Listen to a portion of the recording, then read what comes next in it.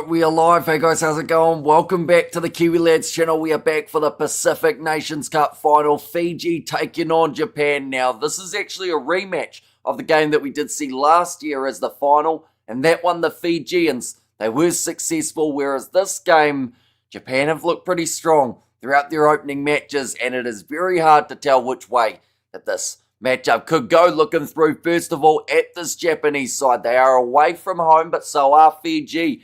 This game taking place in Utah, in the United States of America. In the front row, it is Kobayashi alongside Era and also Takeuchi. He was absolutely incredible in the match last week up against the Tongans. He was the man of the match, and for a prop to do that, it's normally meaning they had a phenomenal game. That is exactly what Takeuchi had. Cornelsen and Warner Dearns, the locking duo for this matchup. Warner Dearns having a solid enough performance there too, as the skipper Makesi, Shimokawa and Fakatava, the big man, sorting in as the number 8 Fujiwara, alongside Seunsin Lee in that 9 and 10 combination. Lawrence and Dylan Riley will make up the midfield, with Keda out on one wing, Osada out on the other, and then Nakakusu, as that number 15 for the Japanese. Looking through at Fiji's starting lineup, they've got a couple little switches compared to what we did see in their last match up against none other than the Canadians. It was Rone Maui and Tavera Ikanaveri alongside Masaki Donge. They will make up the front row for this match. Masaki Vothi alongside Timo Mayanava in the locking duo, with Antonio Wanga, Elia Thanakaivata and Viliami Mata.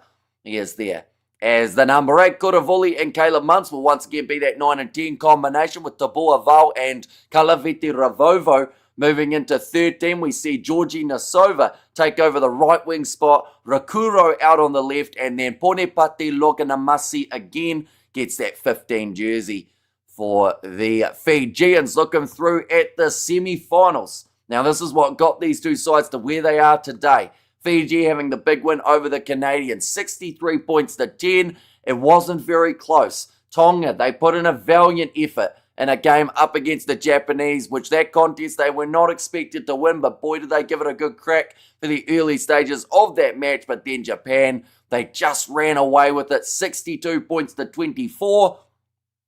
So already there, you can see two sides in the final who have scored themselves a lot of tries. We look through at their group stages. Japan had a points differential of plus 68. And we've got to remember, that is not that they scored 68 points in total. That is just 68 more points than their opposition. They average over 50 points per match that they have played so far. In the PNC for Fiji, their points differential was plus 36. They are known for putting in those hard hits. And I feel like this stylistically is just going to be an epic way to finish the Pacific Nations Cup for Fiji in terms of their games. That big win over the Canadians was actually their biggest of the Pacific Nations Cup. 29 points to 15 win over the Samoans, and 32 points to 10 win over the Tongans in round number 1. The two sides just now making their way out of the tunnel, which does mean we are very close to the start of this match, ladies and gentlemen. Oh, that was a big bang. Tavera Ikanaveri getting jump scared there by some sort of firework that they did decide to let off there, with a bright spark to go with it for Japan. As you can see there, 52 points to 15, the score that they had in their opening contest up against the Canadians. They were able to beat the USA 47 points to 21, and then that last game, 62 points to 24, so over 50 points per game like I mentioned, and they have gotten stronger and stronger as the competition does wear on. We have got there Fiji, says Patrick. Go Fiji, says Anok there. Go Fiji, go, says Peter there. And would anyone be able to tell me the time of the kickoff? The kickoff has taken place in 5 minutes' time. So we are very close to the start of this final. Seems like everyone is back in Fiji, so I'm picking Japan by 10, says Lawrence. Well, interestingly enough, I did see that the Japanese come in as quite a big underdog in this matchup, about $3.50 here in New Zealand. Now, I would have thought they'd be close to coming in as favourites for this match. And I think that the reason I say that is the neutral territory that these two sides are playing on. If this game was in Fiji, you give it to them 9 times out of 10. But we also have to remember, last year's Pacific Nations Cup final, I believe, was actually in Japan. And Fiji were able to go on to foreign soil and get themselves the big win there. We have there, Fiji won last time. That was last time. This is now says Big Rig, although to be fair, it is always very handy to be able to work on recent results for certain sides. Sometimes paints a little bit of a picture, although a very different looking Fijian side here. Tosa Viti Tosa, says DK there. We got the Japanese flags and the chat as well. But I think that both of these sides have been heavily supported throughout the Pacific Nations Cup. It has definitely been the case that everyone feels like these two were destined to play each other in the final of this matchup. The Fijian national anthem is being sung. And it was always sung with passion, with determination for this nation of Fiji to go out there and put their hearts and souls into this performance. 80 minutes is all it's going to take. Flying Fiji versus the wealthy Japanese. Come on, Viti, says DK. Yeah, Eddie Jones versus Mick Byrne. It's been talked about all week.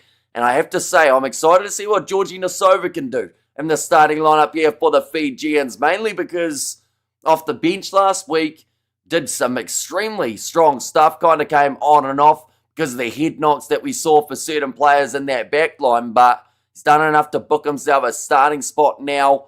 And while we are at it, while we are listening to the Japanese national anthem, we might as well look through at the benches for these two sides. For Kura there as the number 21. For the Japanese, they've got Saito as the 16, Hiroshi, as well as Nakano there as that number 23. For the Fijians, they've got Zaril Tongiotama as a late replacement for Tavita Ikanaveri. Kemu Valetini adds a lot of stability off the kicking tee, and Armstrong Ravola, a bit of expected there too.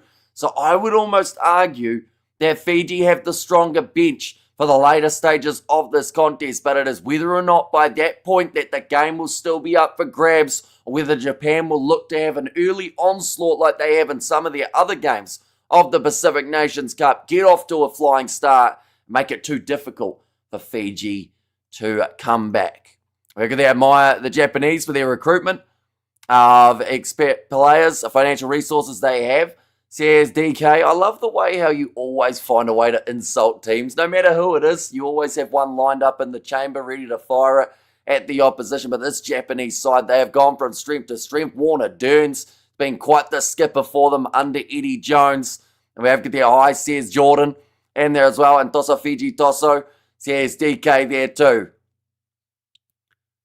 Now, they will have the Thebi, and then we will be underway for this Pacific Nations Cup final. How was the Tonga versus Canada game? In the end, it was pretty high scoring compared to what some people expected, but the Tongans managing to get the job done there. Canada looking for that late comeback, but a lot of cards in the final kind of 15 minutes or so did ruin the massive chance of the comeback there.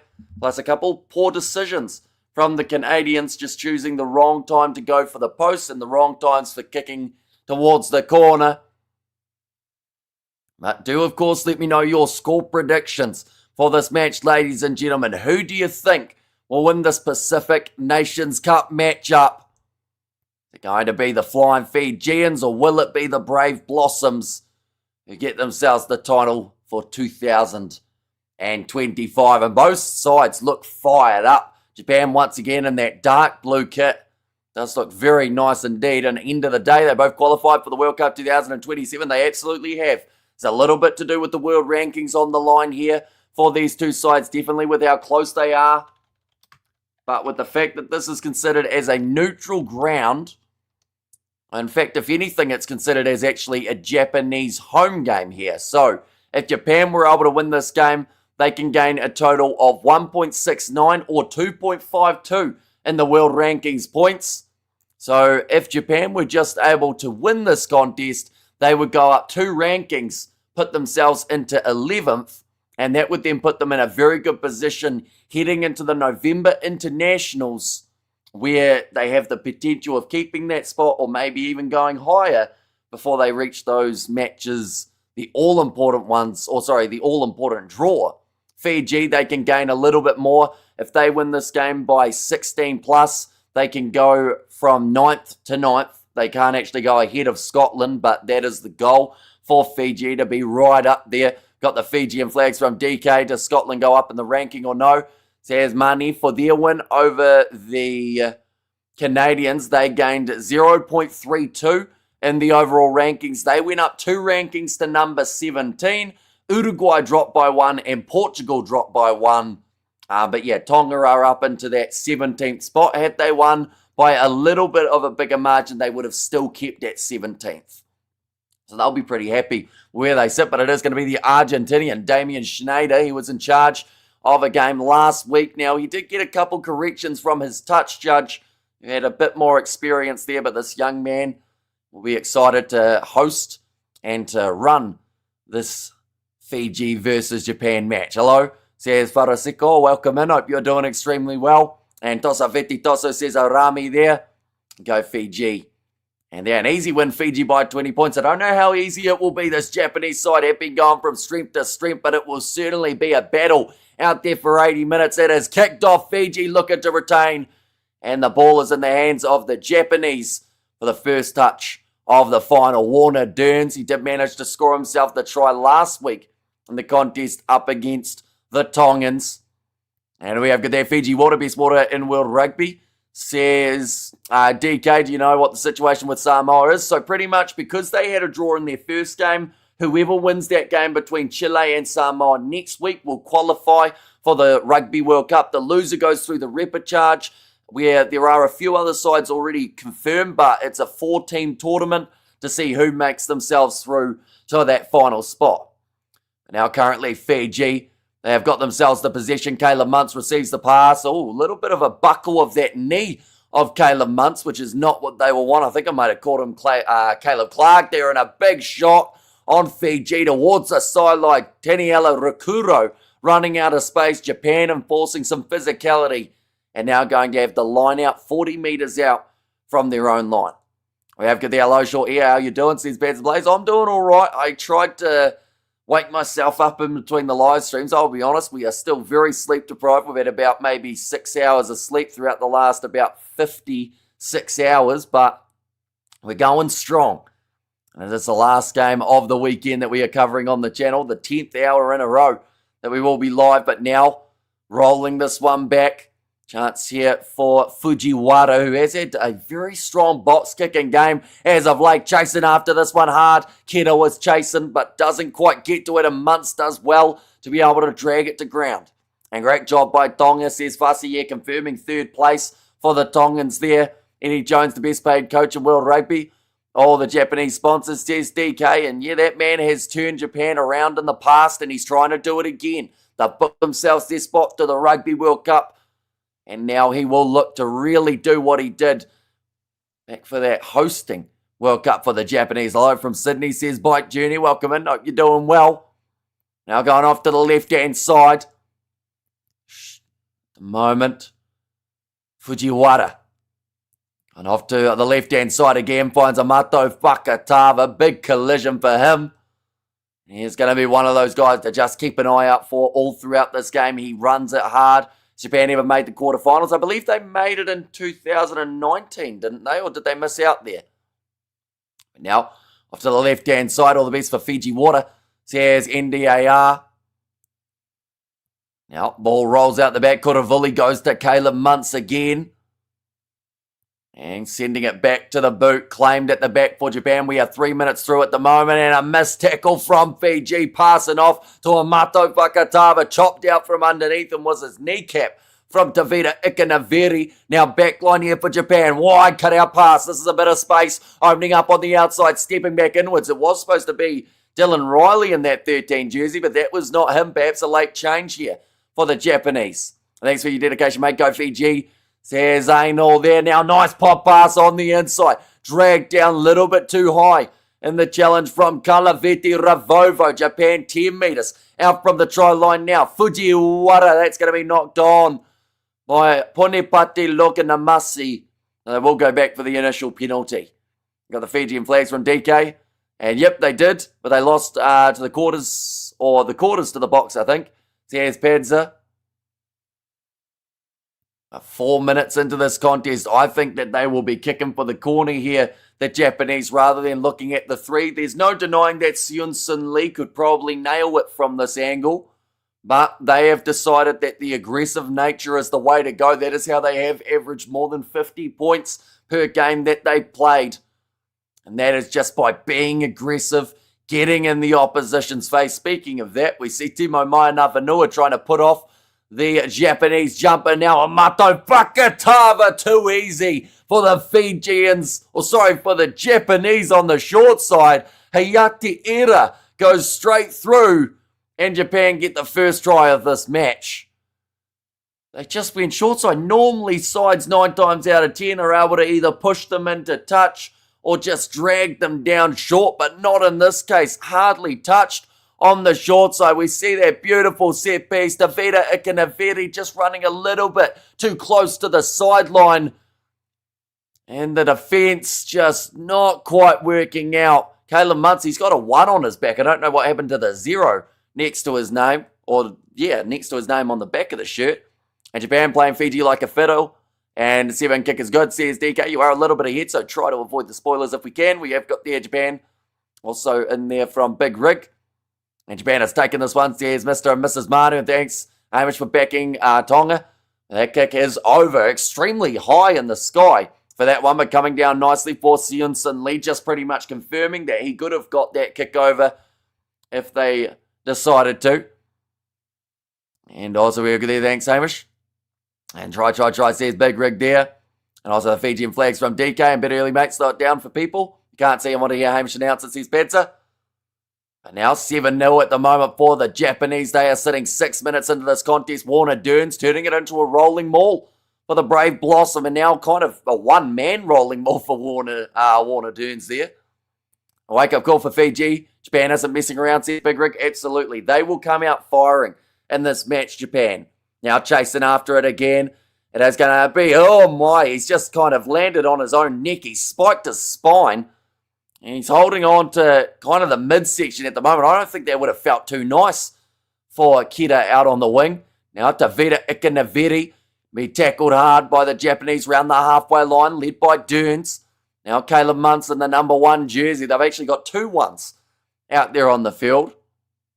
Oh, I think maybe Kuravuli might have been kicked in the nether regions there in that last breakdown. I put 200 on Japan. So I'm a little biased, says Mr. and Mrs. Manu, and that will be another penalty going the way of the Fijians.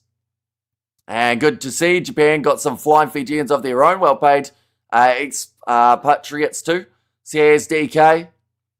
You're all with that little bit of heritage in terms of being allowed to play for the Japanese side. But what Eddie Jones has been able to do with this team, and also what Japan have done in general with rugby, is absolutely phenomenal. It has followed extremely closely in Japan. You see the games of the top league, and he just kind of spiked himself on the head there, Kida, with the commitment to trying to chase after it. We have got there, I knew Fiji were going to struggle after seeing what Japan did to Tonga last game. Fiji 13+, says Ange there. And also, who's the favourite? So Fiji came in as favourites, but I actually think that Japan should have been, if I'm being honest. I thought that Japan, throughout their first 3 games, the fact that they've scored over 150 points had to be right up there. Don't get me wrong, Fiji played really well up against the Canadians, and they are the defending champs of the Pacific Nations Cup. Little knock on the ground from Fiji, just 10 metres out from the Japanese line, means that Japan have got themselves a scrum feed. But yeah, this one is going to be a tough game for the Flying Fijians, but that's the type of game they love, when they have their back up against the wall, when maybe it doesn't quite go their way early and they have to build into a game. But there's only so much building you can do up against this Japanese side before you allow them too much of a lead. So Fiji have to score next. Fiji the best, says Amita there.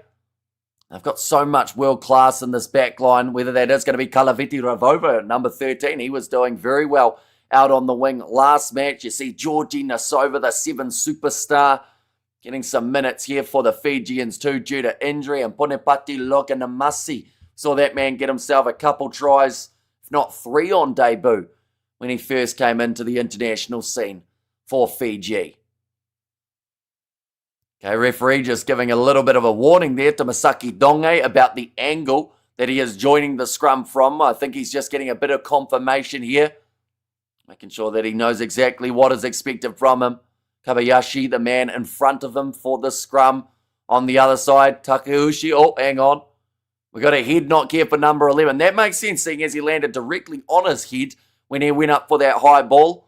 going to be doing any cricket because it starts on the 1st of October? Not sure yet. To be honest, not a fan of the alternative Japan jerseys. See, I actually quite like the blue strip that they've got here for the Japanese. Okay, so he's trying to say that it's not an HIA because it's only his rib that's sore. But by the sounds of it, he is going to have to go off for a head injury assessment. It has been decided on by the medical team. He is still clutching his rib, saying, no, I'm just a bit injured in the midsection, not in the head. But it means that Ikeda will make his way onto the field now. And go Fiji, says Wasiki there. What happened to the Blackburn semi-final or semi-pro Canadians were too good. They are crowd-funded and their coaches are only part-timers, says DK, and they are ranked number 2 in the world for good reason. I think that they probably showed perfectly why they are the second-ranked side overall, and they just deserved it more. They played a brilliant tournament, the Canadians, and they were utterly deserving of making it through to that final to take on the English. It means that it's 1 versus 2 in the final of the comp, and it's 3 versus 4 in the bronze final, so you could say the world rankings are about as accurate as they ever have been in the women's game. I put 200 on Japan because they came in as underdog, which really surprised me. It surprised me as well. I don't think that they'd be massive underdogs heading into this game if they were, but Japan managing to get themselves the free kick from, the penalty from the scrum.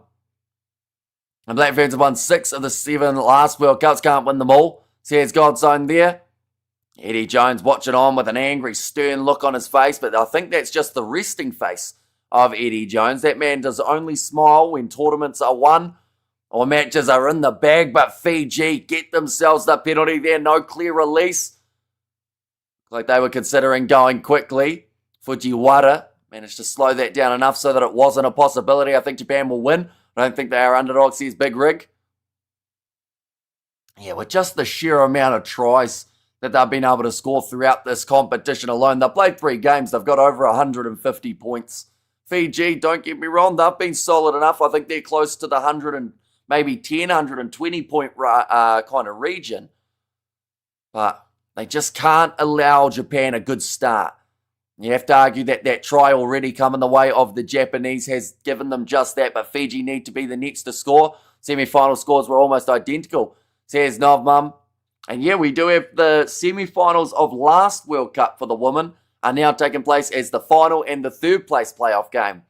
So the top 4 still very close. On the short side, Fiji trying the same move that Japan used to score against them, but this time they've been pushed into touch. Patariki said go Japan. And Eddie Jones earns 4 times more than the Fijian coach McBurn. Are you saying that like it's a bad thing? Or are you just saying it as a statement? Because at the end of the day, if they've got the money to burn, it's the same as the players. You know, that is the reason why we see a lot of Fijian players going to France, because the money is so good that you just can't quite deny it. Someone like a Vinaya Habosi, a Naya Talevu, Joshua Tuisova, all making their millions, in fact, overseas. Now Simeone Kuravoli, Caleb Munt's backline movement here. Nice step there on the inside, looking for the ball to Tabua Val, but couldn't quite get it away. Now Kuravoli, again, the Fijians find themselves just situated inside of the Japanese 22. This is an injury here in the loose forward trail. Looks like a Mato Fakatava has actually stayed down, and we're going to have a bit of a stoppage here while that man gets his bearings. He is a big man and he's hard to put down, so for him to stay down, it must have been a pretty significant connection for him to not be straight back to his feet. Hi mate, says Jacob, welcome in, hope you're doing extremely well. And Tabui has said go Fiji, go. Yeah, he's getting a little bit of water to the face here for Mato Fakatava. I wouldn't be surprised if he goes off for an HIA, although it does look like he's going to try and continue. He's decided the cold water is enough to wake him up. We're going to see it here. Just goes, yeah, gets the hip bone. And just a little bit slower getting back up to his feet. I think he needs an HIA. There's no way that he can stay down for as long as he did there. Oh, number 8 for Fiji. Also going to have to go off. Oh, no, the referee's just realised he's meaning the Japanese number 8. So the ref not even sure which team took a head knock. But it is a Mato Fakatava rather than Viliami Mata, who will be going off for that head injury assessment. Japan H is going for the HIA.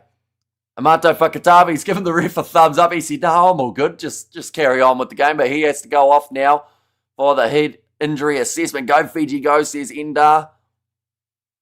That is already 2 HIAs required for the Japanese. They're starting to have to use their bench quite early here. Definitely if those players do not return out there onto the field.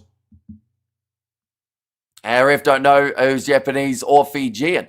Says DK there. Yeah, I think the message was getting relayed to him. Fijian number 8.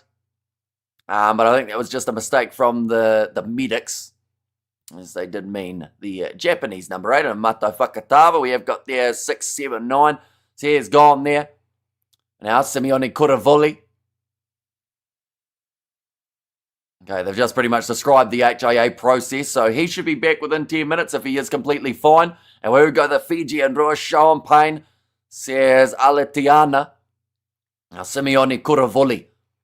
Looking like they're going to be shifting this one to the left-hand side. A little bit of an overlap opening up on the outside. Putipati look at a Masi look for the offload. But Georgie Nasova just loses that possession as it goes into touch. The pass was a little bit too far out in front of him too. Just to make it a bit more awkward. But another chance for Fiji when they're inside of the opposition 22. Just hasn't quite gone the way that they wanted. Another line-out throw. Nicely slapped back onto the side of the Fijians. And the knock-on. Oh, big collision there between Kuravuli and Fujiwara. And says go Fiji, go for Abhishek. And also we have got there the 6, 7, 9. Says DK.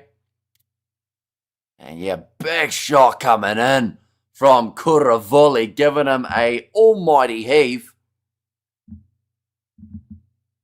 Currently, the odds do have Japan as just the narrow favourite, the way that it sits currently, compared to how they were sitting at the start of this game, where they did come in as the underdog. Now, they are still not in the ideal position on the field, still inside of their 22. In fact, no, my apologies. Japan are still $2.60 underdogs, even though they are winning this game. 7 points to nil.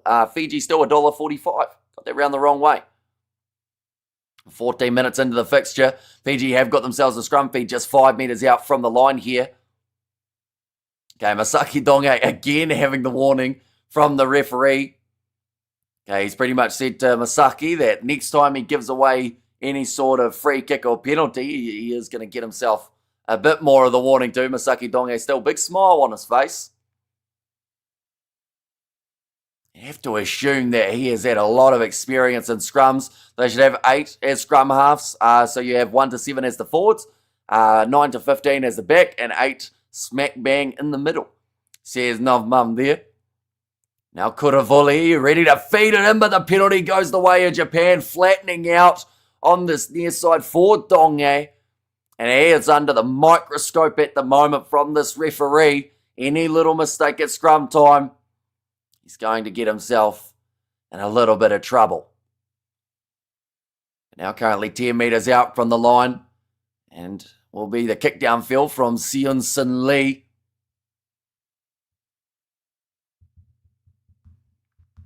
One second, we will go like this. We will go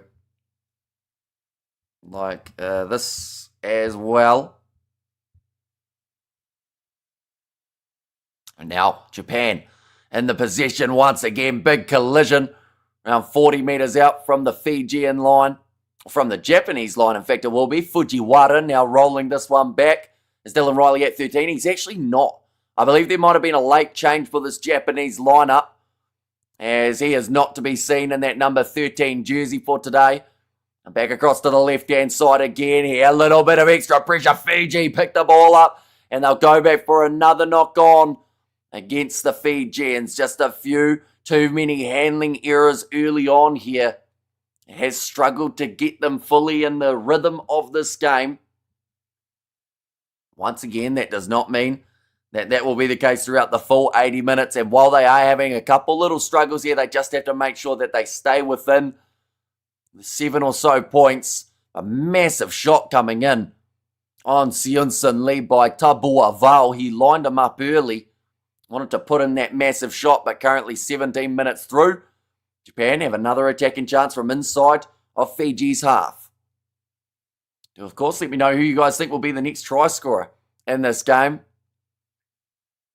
Feel like out on this left wing side for Fiji, they have got that change.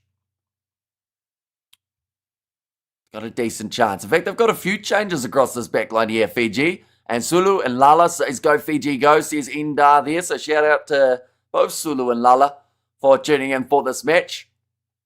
Got plenty more Pacific Nations Cup for next season, the year after, and also all of the other games for these sides internationally. We are going to be covering on the channel. Off to the left-hand side now. Little pop pass up. Chance out wide. Number 23 in possession. And he's driven out in a big shot from Punipati Loganamasi. He says, I'm the fullback and you're not getting through me. How much is it true about Razor being on borrowed time after the Bok defeat? Not really. I think it's just more so social media trying to stir stuff up. Like New Zealand Rugby don't have the money to sack Razor after emptying their pockets trying to sign him. Like New Zealand Rugby, how much money did they lose last year? Like $25 million or something. Like they can't afford to sack a coach to then pay another one. So they've made their bed and now they have to lie in it. They just have to hope for the best. And at the end of the day, New Zealand, yes, they've had a couple of losses, but so have most sides in international rugby. Look at their rugby championship now sitting 23. Now about 5 out from the line. Great attack and run forth. Just about able to stretch out Takeuchi. Where is he? Because he will want the try instead. Ira goes just short of the line. In fact, he gets it to roll it on. And it's another try for the sensational Japanese hooker who gets himself the double early on in this game. Now Japan, they have got that lead that I mentioned that the Fijians really needed to try not to get. And it all started from breaking through off the line out as well for that man. And just get it on about far enough. We'll see it here. Initially he was short. Oh no, that's not a try. He didn't get there. And they'll have to check this one. I think this one's going to be ruled out. They are going to go upstairs to have a look. And Timo used the technology wisely. Says DK, if New Zealand win the Rugby Championship, they will stop calling for Razor's head sharpish. Says Big Rig. Carver's going to taste, going on taste. Go Fiji. Says Indar. And yeah, just short of the line initially. Trying to roll it forward. It was actually the Fijian who half-by grounded that ball. So I believe that will count as a knock-on from Japan and a 5-metre scrum here for the Fijians. In fact, no, sorry. It is going to be going back for the original penalty in favour of Japan. Fans are fickle to quote Brian Danielson. Says Big Rig. 12 white tackle off the ball. That is against the Buaval. Like they're saying there, Hayate Ira, he was smiling. He kind of half-by knew maybe that he was short by a little bit there. Well, Daniel Bryan works too, says Big Rig. Dana, I wanted Japan to get that. It is not over yet, though. Come on, Fiji. Says DK, this one straight out in front of the post. A nice, easy three-pointer if they want it. That would extend the lead to 10.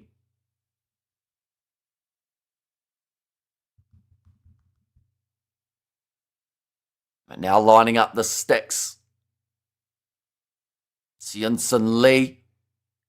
It looks like the change has now been made. Number 23 comes back off, and the man who did take a nasty head knock earlier on, Haruto Kida, he does actually continue. You know the reason why WWE changed it is because it's easier to chant Daniel Bryan. Well, there you go. All right, that's my pick sorted. You can blow the full-time whistle now. Hamish Chess says Lawrence, and Fiji wins says Josh Sefa. Is this 7 says Rizzy Goat. It is not 7s, but there's a few blokes from the 7 setup out there on the field for the Fijians. And Seunson Lee gets it over, making the score now sitting 10 points to 0 in favour of Japan. So they did lose that second try of Hayate Ira, but they did get the 3 points anyway here. That puts them quite nicely into position. A Fiji try, says DK. How much do you think Japan or Fiji will join the Rugby Championship soon? There are rumours that maybe both of them could end up in that competition within the next maybe 5 years or so. But Fiji get themselves the ball offloaded on the inside, and they score it now for Fiji. I now see why you said Fiji try, because you were trying to spoil it. But the Fijians fire back, and it is Masaki Vofe who does manage to score. I think he got a try last week as well. In fact, it was the nice little pop pass from Kalaveti Ravovo, the unselfishness from the Fijian veteran. Fiji wins, says Joseva, but that is exactly what the Fijians need to fire back straight away. And slapping that ball back, picked up nicely by Ilya Thanakaivata, and then Masaki Vofe showing off the speed that he's got. Where's the TMO when you need him? Says Big Rig there. But yeah, nice draw and pass. Masaki Vofe, NPC time, says Kiwi Rob. Yeah, there are games of the NPC taking place today as well. Plenty of rugby throughout this weekend. But now ready to line up this kick for Caleb Muntz. Supposed to be wearing 10, but he's got a 1 on his back because the 0 disappeared, and the 0 disappears for Fiji as they move up to 7 points in this Pacific Nations Cup final. But it was Ponepati Loganamasi who did run it forward, slap it back for Fiji. He may have hurt himself in the process there, which will be a bit of a concern. It looked like he was slow to get back up. 113 games according to BBC. And they missed Samoa versus Chile. Says Big Rig, Harbour or Northland. I mean, Northland have won more than North Harbour. But then North Harbour, they might be extra motivated now that they've got a Shield Challenge next week. To Boavao showing off his step. Fiji and Japan should join the Rugby Championship soon. Pacific Nations Cup isn't tough competition now. Time to move up. Says DK. Now rolling this one back. So I guess the question for you, DK, who are the two sides you're bringing into the Pacific Nations Cup in that scenario? Maybe given Chile? I would chuck Chile in, to be fair to them, as well as potentially, if you got to pick another Pacific Island side. I don't know whether they've got another top contender. Like someone like the Cook Islands probably wouldn't be challenging enough, you'd have to argue. So perhaps you would go for another side out of South America. Uruguay perhaps could get chucked in there and chuck one of them as a Pacific Island side. Chile and the Cook Islands. Says DK, is Mark Talia injured? I'm not too sure. I know that he's getting close to heading to Japan, so that might be why he's no longer playing, but there is also a chance that he could have an injury there too. Now, Simeone Korovoli. Oh, a little bit of aggressiveness there from a Ronnie Maui, trying to get in a couple cheap shots on Warner Dearns while he was vulnerable in the breakdown. Now, waiting for this one to come down. It pops onto the side of the Japanese. Another step and offload. Risky play. They'll go back for the penalty. Damien Schneider just saying there for Fiji that they did have to retreat, which they did not. Cooks follow NRL. Got a base of league players, says DK.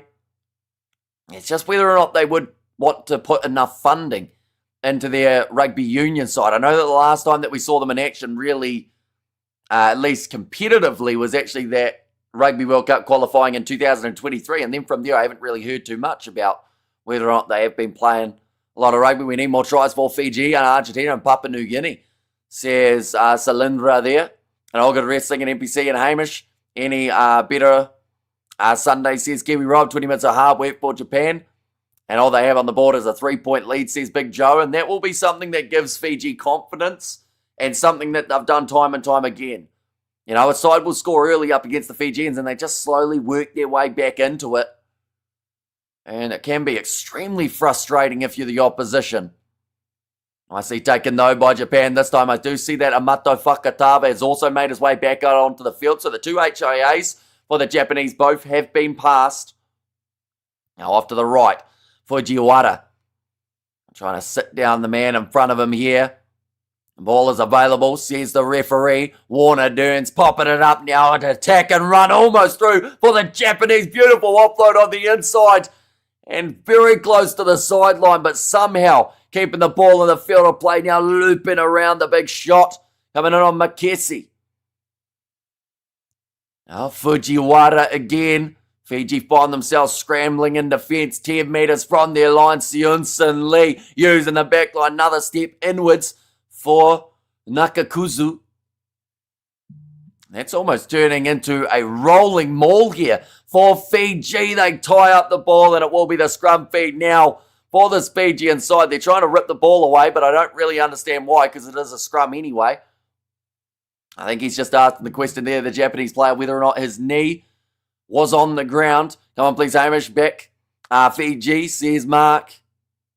At the moment, the Fijians, they are well and truly backing themselves. Fiji missing a lot of big names. Those can't get released from Europe. Sab, one says DK. And also, when you look at this Japanese side, it is far from what we will see in that Rugby World Cup 2027. Eddie Jones loves testing out that depth of Japanese rugby. So I feel like both of these sides really getting to test their sides out with a lot of unfamiliar faces, but perhaps could become familiarities if they continue to play the way that they do. And who win Tonga and Canada? So in the end, Tonga managed to get themselves the win, I believe 34-20 or 35-24, somewhere around there. It was relatively close heading into the final 15 minutes and then a few yellow cards and whatnot for both sides. And the Tongans managed to seal the deal. Penalty for Fiji at scrum time. That one is going to go against the Japanese, the knee going to ground. Now, Caleb Muntz, he's almost got no number on his back. That number 1 is hanging on by literal threads. Trying not to fall off the back of Caleb Muntz's shirt. That one has gone into touch, about 40 metres out from the line now. Their own, that is, for Fiji and their line out.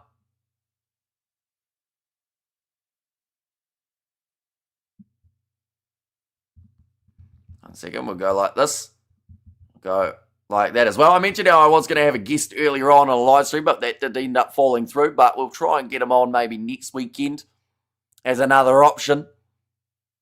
Warner Derns. All still there for the Japanese. They sit 40 metres out from the line. Into the hands of Takeuchi Hamish. Is it true that Japanese are after Rassi Erasmus after 2027? They wanted to send an open checkbook, says DK. I mean, there are rumours going round about most sides after Rassi, but the reality is until South Africa are willing to give him up, he's probably not going anywhere.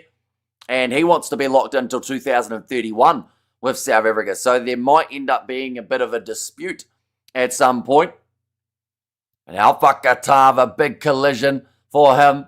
Just joined the broadcast. I'm shocked. I didn't even know. Still celebrating that epic result last week. Says Furball. Yeah, this one, the final for these two sides. Big kick downfield from Fiji. Might be a bit too much meterage on it. And it just rolls dead. Small in-goal areas here in Utah. And it will now go all the way back for where the Fijians kicked the ball from. Kildun didn't even have a number on her back. Says Big Rig. Seems to be a trend lately that the kits are just not staying together the way that they used to.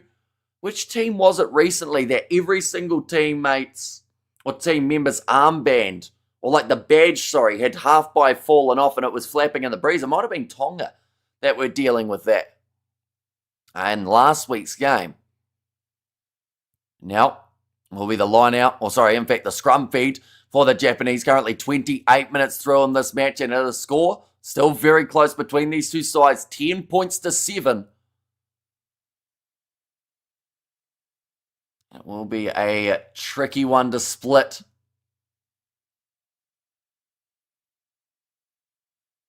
Now, I think that if both of these sides are within 10 at half time, it's all on in the second half. It's weird to me. It's the games with some players, or other games with some players have names on their back, the shirt, and others don't.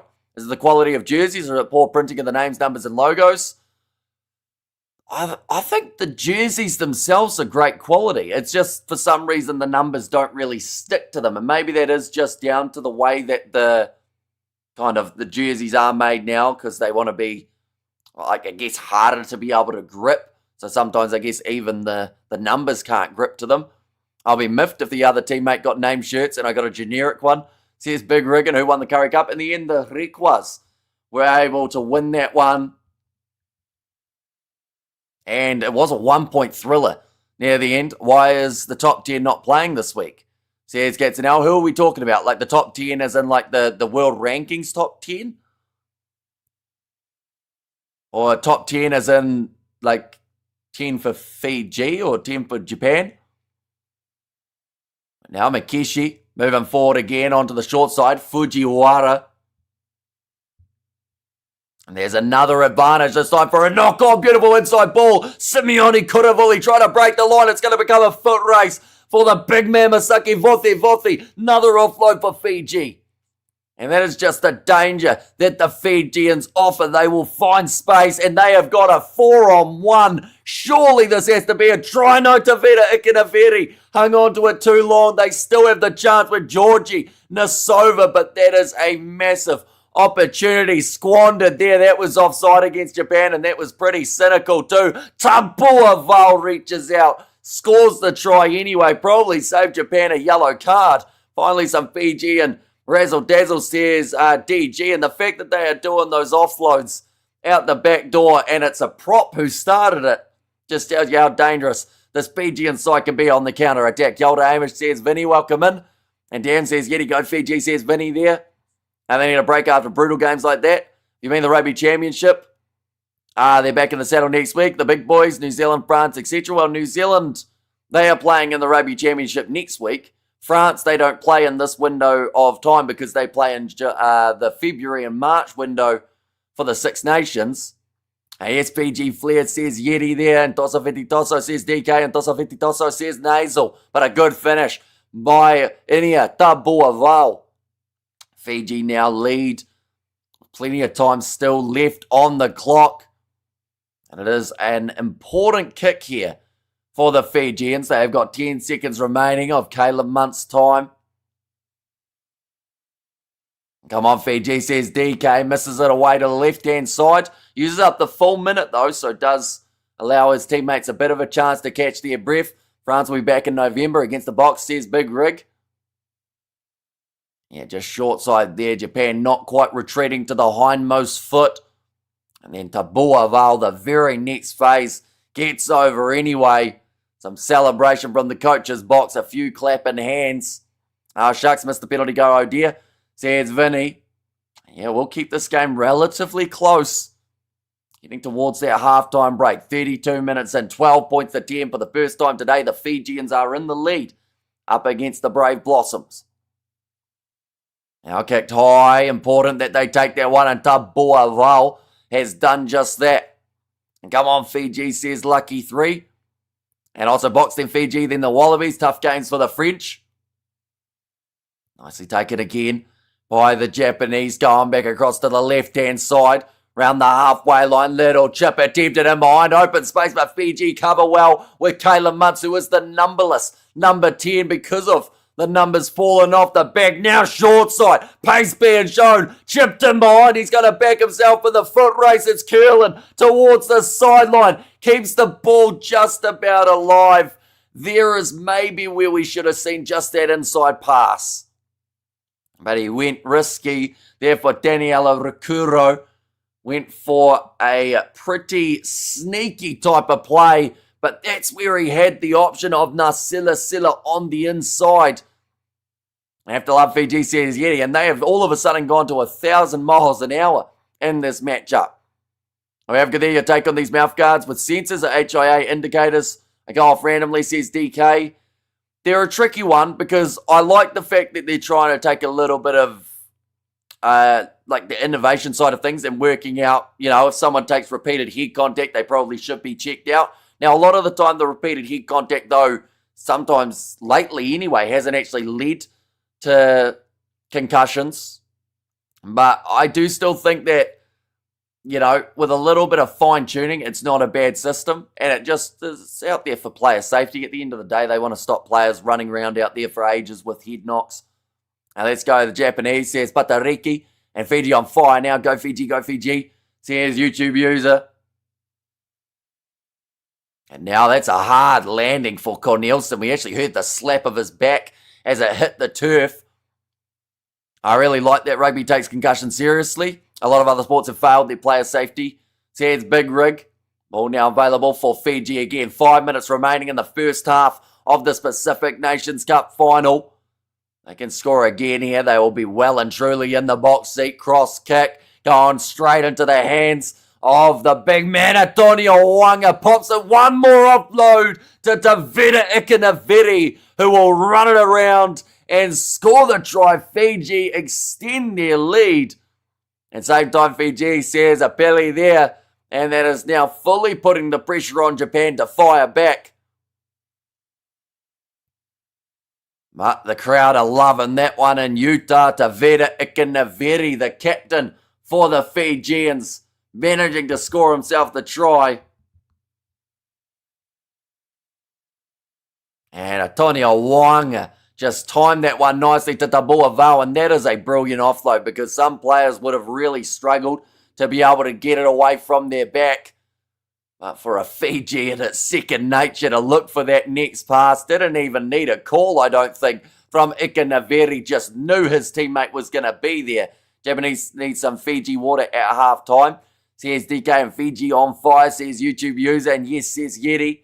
And geez, rough 10 minutes for Japan. Extremely rough. Fiji scoring themselves a lot of points in a hurry. That kick has gone over from Caleb Munson. That will make the score now 19 points to 10 in favour of Fiji. I said Sionson Lee got that three-pointer over that made it 10-0 in favour of the Japanese. Since then, 19 unanswered points from the Fijians. And like they've said, they've just been classic Fijian tries. You know, with the offloading game and the power running. Go Fiji, go, says Billy Army. And all the way Fiji says a pally there. And come on, Japan. Need my money back, says Mr. and Mrs. Manu. And that's going to be knocked on by Japan.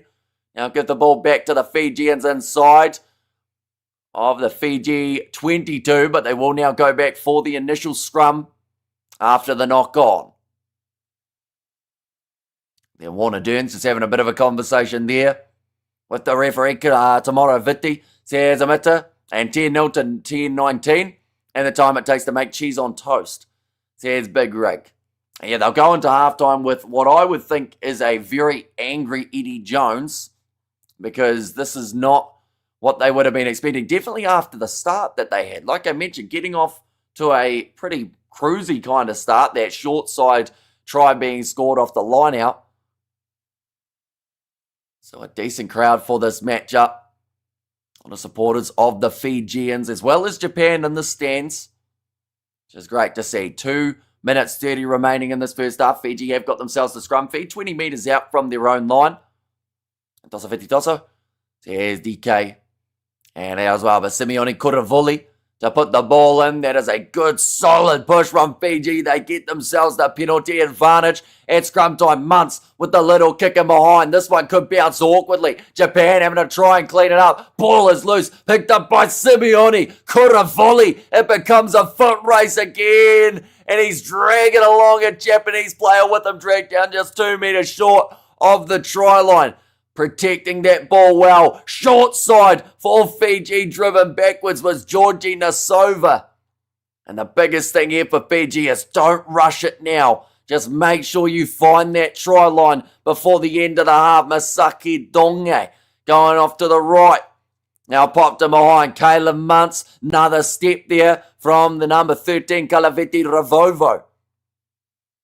Now, little pop pass up. That is very close. That has to be over the line. It's held up, though.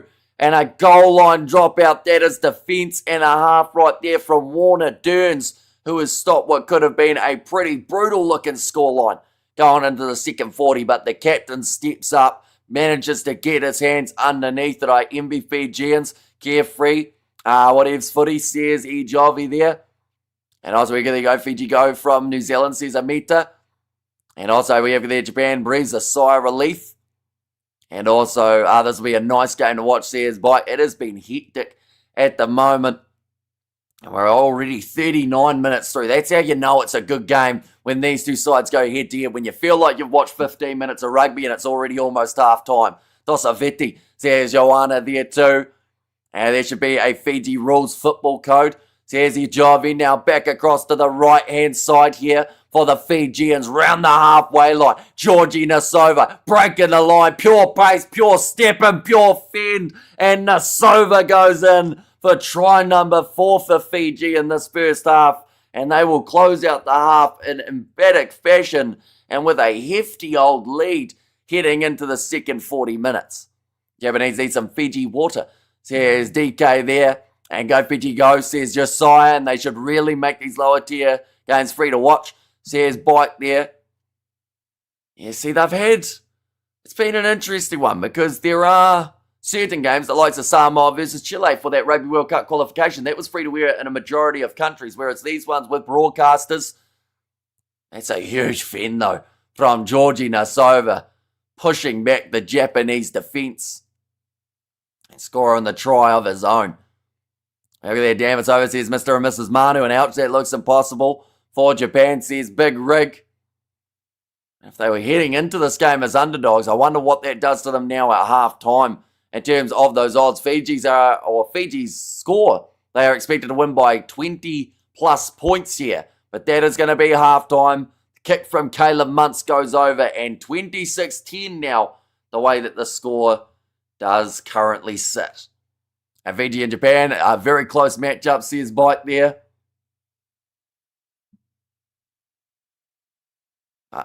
26-10. 10-0. It was sitting at the start of this match for the Japanese, Wales and Fiji in the Rugby Championships, says Ejovi. I know that it's down to the fact that currently they just have the 14s, but they are talking about it, like it has been mentioned many times over, in terms of the chance of a potential switch for the Japanese as well as the Flying Fijians. But whether or not it happens within the next few years, we will have to wait and see. And yeah, we'll find out whether or not that is the switch that they are willing to make. We have got there, you'll be able to hear Eddie Jones yelling in Canada at 3 minutes, says Big Rig. Fiji all the way, says a belly good half, says DK. And also we have got there, Hamish, what is the professor role with New Zealand Rugby? Why didn't he assist the Black Ferns this time? Says DK. No idea. We have got there, Fiji plays rugby you cannot like, or you can't not like, says Yeti there. I was going to say the only people who won't be liking it at the moment is probably more than likely Japan, from the fact that they keep on getting exposed on that counter-attack. Not over until the missus sinks, says Bike there. And yeah, there is still time left. We have seen leads of this kind of fashion go downhill for sides in the past. Fiji, they are currently suspended in terms of their match betting. Japan are $16 underdogs, which is pretty hefty. That is more of an underdog than we saw for the Griquas in their game up against the Lions. That is more of an underdog than Otago were. Tonga were favourites. Chile were underdogs, but not by that margin either. Go Fiji go, says Malachi. And there, and also a good game for now, says Vinny. Go Fiji, says DK there. And I love watching Fiji, says Amita. Yeah, they certainly make a half go fast. Now, this is the last one of the day that we will be covering on the channel before heading into next weekend for the Rugby Championship. And this is the type of game you want to end a weekend with, end it on a high.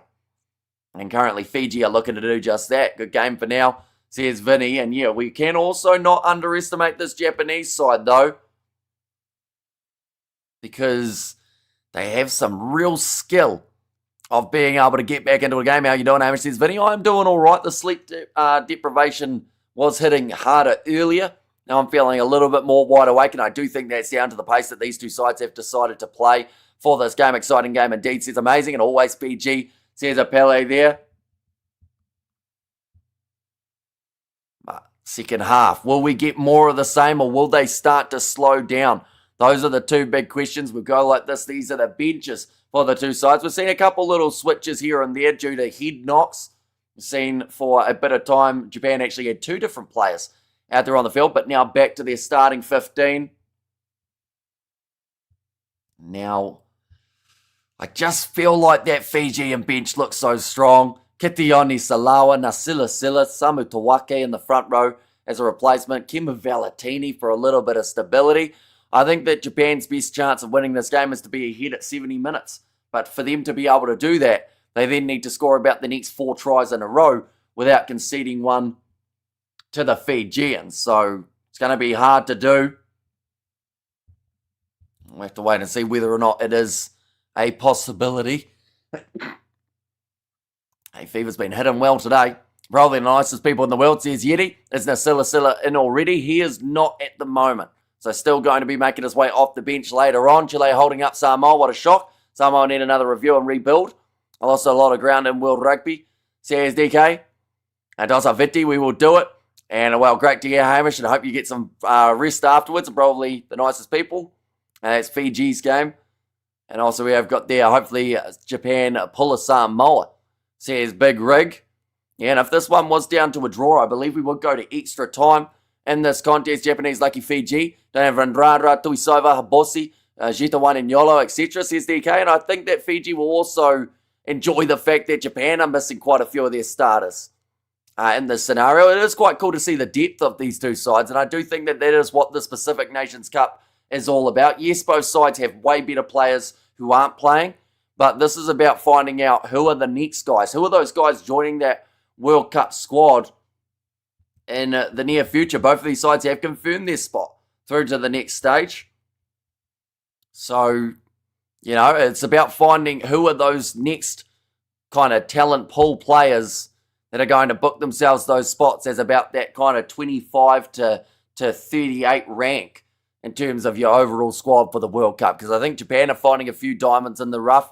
We're seeing here Fiji are really starting to find a few real standout type of players. Tabua Val, he's going to try and put a little bit more pressure on.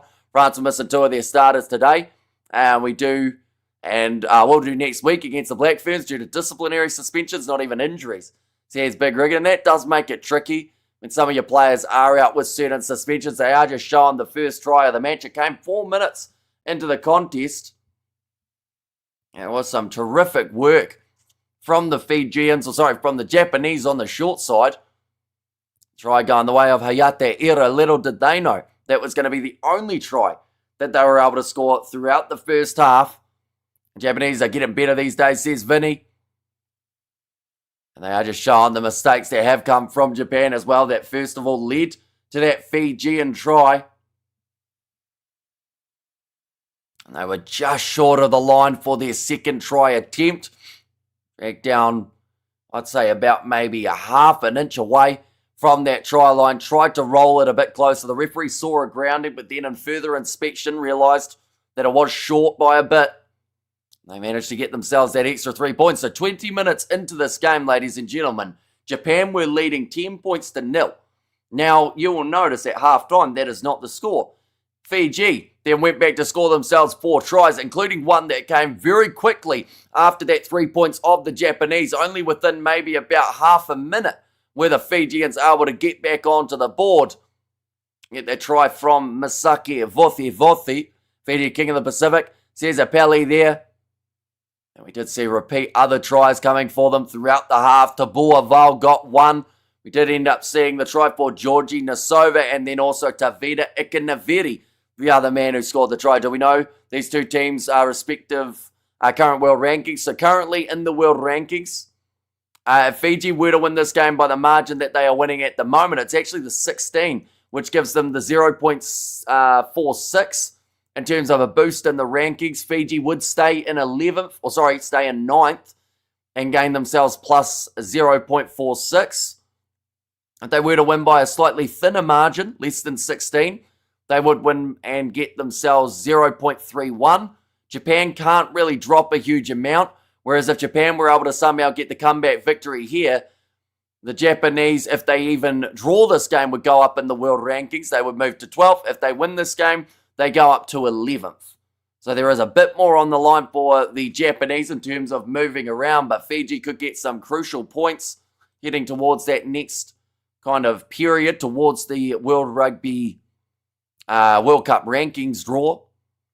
Is Nasila playing already on the bench? He is still on the bench. Starting 2 was Misaki Vothi and Timo Maya Navanua. Vothi has scored himself the try. Missed the last game. Up the mountains, no signal, says Robert V, but it is great to have you. For this one, I think Tonga gave Japan the wrong expectation coming into this game. Now they are finding out how good Fiji are, says Mr. and Mrs. And watch for the discipline, says Ski. Yeah, any sort of yellow card for Fiji could definitely put them under pressure, which is why that A-game discipline has to be the forefront here for Fiji in the second half. Any sort of little mistakes could cost them extremely dearly. But so far, the metres made, Japan have had themselves an extra 170 metres made. Fiji have missed 17 tackles throughout that first half. Japan conceding the 5 penalties to the 2 of the Fijians. So I do still think that there is a lot that can happen throughout the second half if Japan can start sorting out that discipline, start getting their hands on that ball and moving it around a little bit more. Similar to what we're seeing from Fiji. Now they have more possession, more territory. They just haven't got more points at this stage of the contest. I would say second half is not going to be a mile away from starting up. I will have a quick look to see how long ago the half ended. Sitting about 10 minutes ago, the half came to a close, which does mean we've probably got another maybe 4 minutes before the next half does get back underway. But they are at Salt Lake City in Utah for these matches. Pacific Nations Cup final. Already seen a great game today. In fact, we've seen a lot of great rugby throughout the weekend here. Rugby Championship coming back next weekend. We will be covering that on the channel. Alongside that, we've also got the URC starting back up, the Women's World Cup final and also Bronze final, both taking place next week. We are not sure which ones we're covering there, but hopefully both of them with a little bit of luck. Do let me know who you think will be the first try scorer of these two sides in the second half. As always said, thanks for the good work, mate. No worries at all. And thank you very much for tuning in. We have got plenty more of the Fijian rugby in the future. Cover their Fiji and Rua games. We cover the sevens. If you are a fan of that, be sure to stick around, as that is not a mile away from coming back. The HSBC sevens, a little bit of a different format than what we did see last year. But what we'll go World Rugby Sevens there. They've done the draw yet. Or are we still waiting? I think we might still be waiting for next year's draw. Maybe. Unless they have decided to change it. It does seem like they're still waiting for the draw. Although they did mention about the dates a little while ago. So yeah, we'll wait and see what happens there. How's the weather? I like up in Salt Lake, Utah, says Asinati. It looks quite nice. There were a few raindrops near the start of that Tonga versus Canada game, but outside of that, it has looked like a great afternoon for a game of rugby. You can't abandon the English and Canadian girls after all their work, says Big Rick, but that also is the case with the Rugby Championship of not being able to abandon the South Africans and the Argentines with how close this competition is going down to the wire.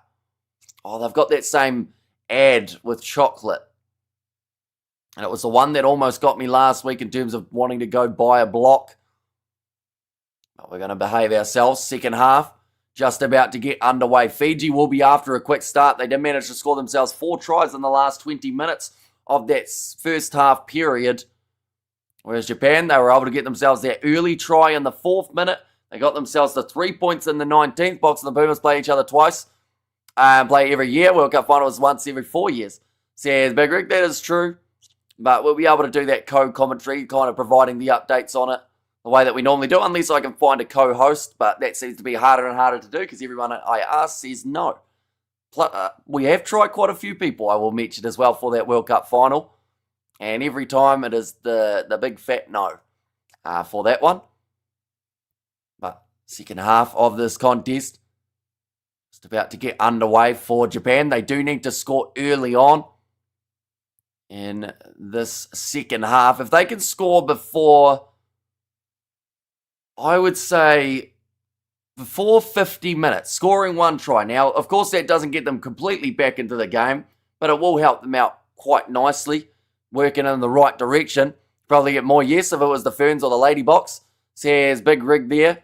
Yes, even if it was the Ferns through the final, we probably still wouldn't have been able to cover it on the channel. But I know that will get thrown around next week. People saying, oh, it's because New Zealand aren't in it. But it's not the case. It is just the way that, unfortunately, it has worked out. Showing a few of the players in the height package. Someone like a Matt Awaru was very strong in the game for Canada up against the Tongans. But Ben Tamefuna, big man in the front row with some real impact. He came off the field a little bit earlier on in the game and then had to make his way back out due to the injury of Kalamatangi to bring him back out onto the field. Second half right on the verge of starting. And if it's anything like the first half, it will feel like about maybe 15, 20 minutes for this game. Currently, Fiji, the way that they are playing is electric. They are finding gaps. Things are looking ominous for the Brave Blossoms. They lost 17 points to 41 to Fiji the last time around. Says Ingeto there. One moment, I am very quickly going to sneeze, so I will mute for half a second.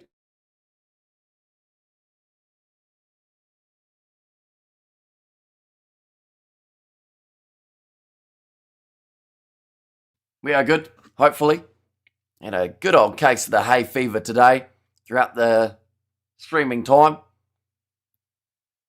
But yeah, I think that Japan know that first half they had it, and then they didn't. And there was that big change about 20 minutes in that now they have to try and take that momentum straight back. They will be kicking it off to the Fijians. Japan, I wouldn't be surprised if they try and send this one short. Or maybe even just go extremely deep and hope that Fiji will kick this ball into touch. But the problem is, when Fiji are playing this type of rugby, they don't like kicking that ball away too often. So it's going to be hard for the Japanese, but they are back underway. Nicely taken. Oh, in fact, it's going to be kicked, or at least attempted to kick it there for Porepate Loganamasi. Awkward bouncing ball after the charge down. But it is still on the side of the Fijians. They woke the sleeping giants. Here's Big Rig, little chipper behind from Fiji towards the sideline. Now fired back into the pocket for Fujiwara. Offload there from Japan, looking like they're playing a bit more of that expansive style, and the penalty on the halfway line goes against Fiji. Number 6, going through the middle there for Antonio Wanga. He is going to be the man who is penalised now. Seunsun Lee getting ready to kick this one towards the sideline for the Japanese. Does normally get quite a nice angle on it. We have got there off topic, but who do you reckon is taking that Super Rugby title next year? I actually am a little bit unsure. I think that, have they announced the squads yet, or are they still on the verge of announcing them? I know that they normally announce them a bit later on, don't they? But now going up for the high ball, nicely taken by Tavita Ikanaveri for the Fijians. Good on Fiji. They held off on eating chicken and chips, unlike Manu Samoa. Says Valifatu. I do love me some chicken and chips. I'm still waiting for my opportunity to get some. It's currently 2:37 p.m. here in New Zealand. I haven't even had breakfast from like 1 a.m. Now kicked to behind. Nicely taken. Come back across to the right-hand side. A little bit of a quick step there. Now Fujiwara. Across again here for the Japanese. Skip pass on the outside. Stepping back in is Osada, a man that we haven't seen anywhere near enough throughout this half, or throughout this match in general. I think either next month or November they announce the squads. So yeah, I think we're going to have to see the squads to see how everyone shapes up there, and before throwing out too many massive predictions. God bless BG. Says Deji there.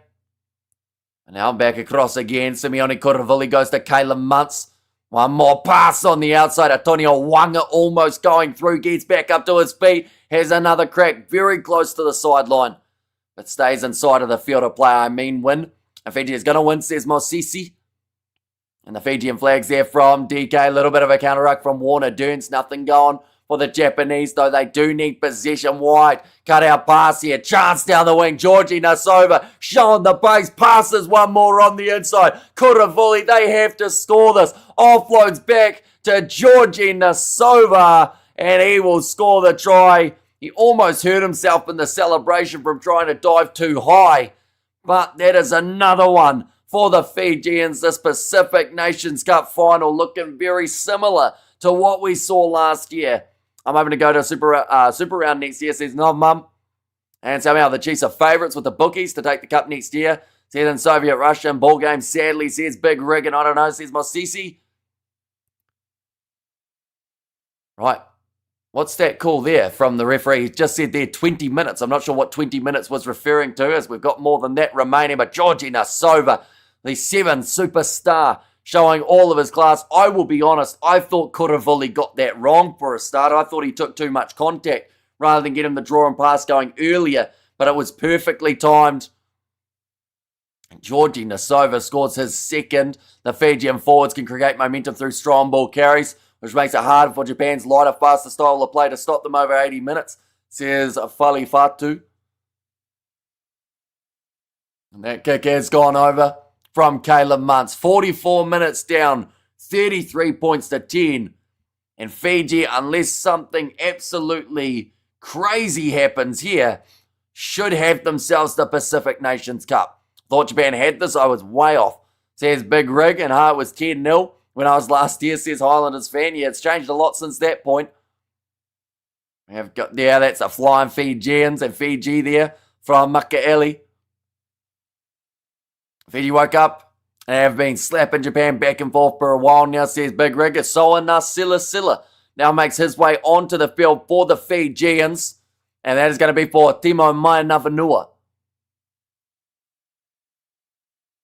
Now, Kuravoli putting it back across into the middle of the field. This is where Fiji will once again try and set up for some sort of kick downfield. Being told to use it, Kuravoli does end up putting it high. Japan knocking that ball on. Chance down the wing for Kalaveti Ravovo, who just is narrowly cut off. Now, Caleb Muntz. Cross again into the middle of the field to Asoa Nasila, the man who's just made his way onto the field. Muntz with the chipper behind. Open space here for Fiji. Great hands there, but just not quite the pass to follow from Porepati Loganamasi. And Ira cleans it up for Japan. Looks like maybe an injury here for Simeone Kuravuli as well. He's trying to get back up to his feet, but for now 14 on the field for Fiji. And another injury. This looks like Tabua Val has gone down. Fiji playing with 13 defenders.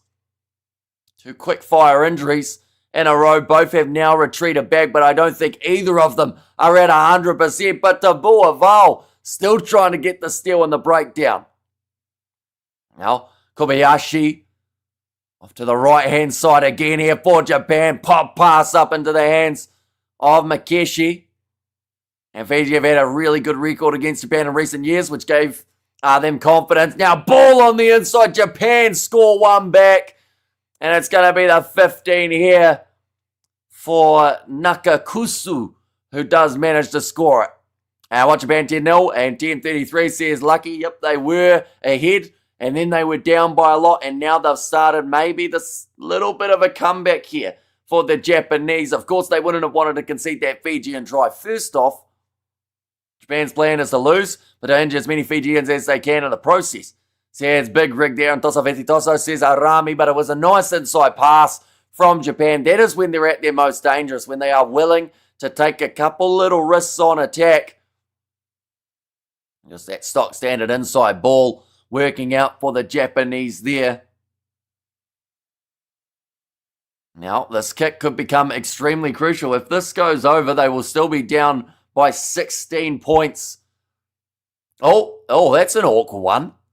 I'm not too sure what's happened there. Georgie Nasova trying to charge down Seunson Lee for the kicking tee and actually ended up cleaning him up in the follow-through. I think that's the first time I've seen that in quite some time.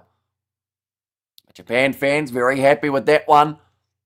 The extra 2 is added. 16 points down at the moment for the Japanese. It is still a mile away. Right.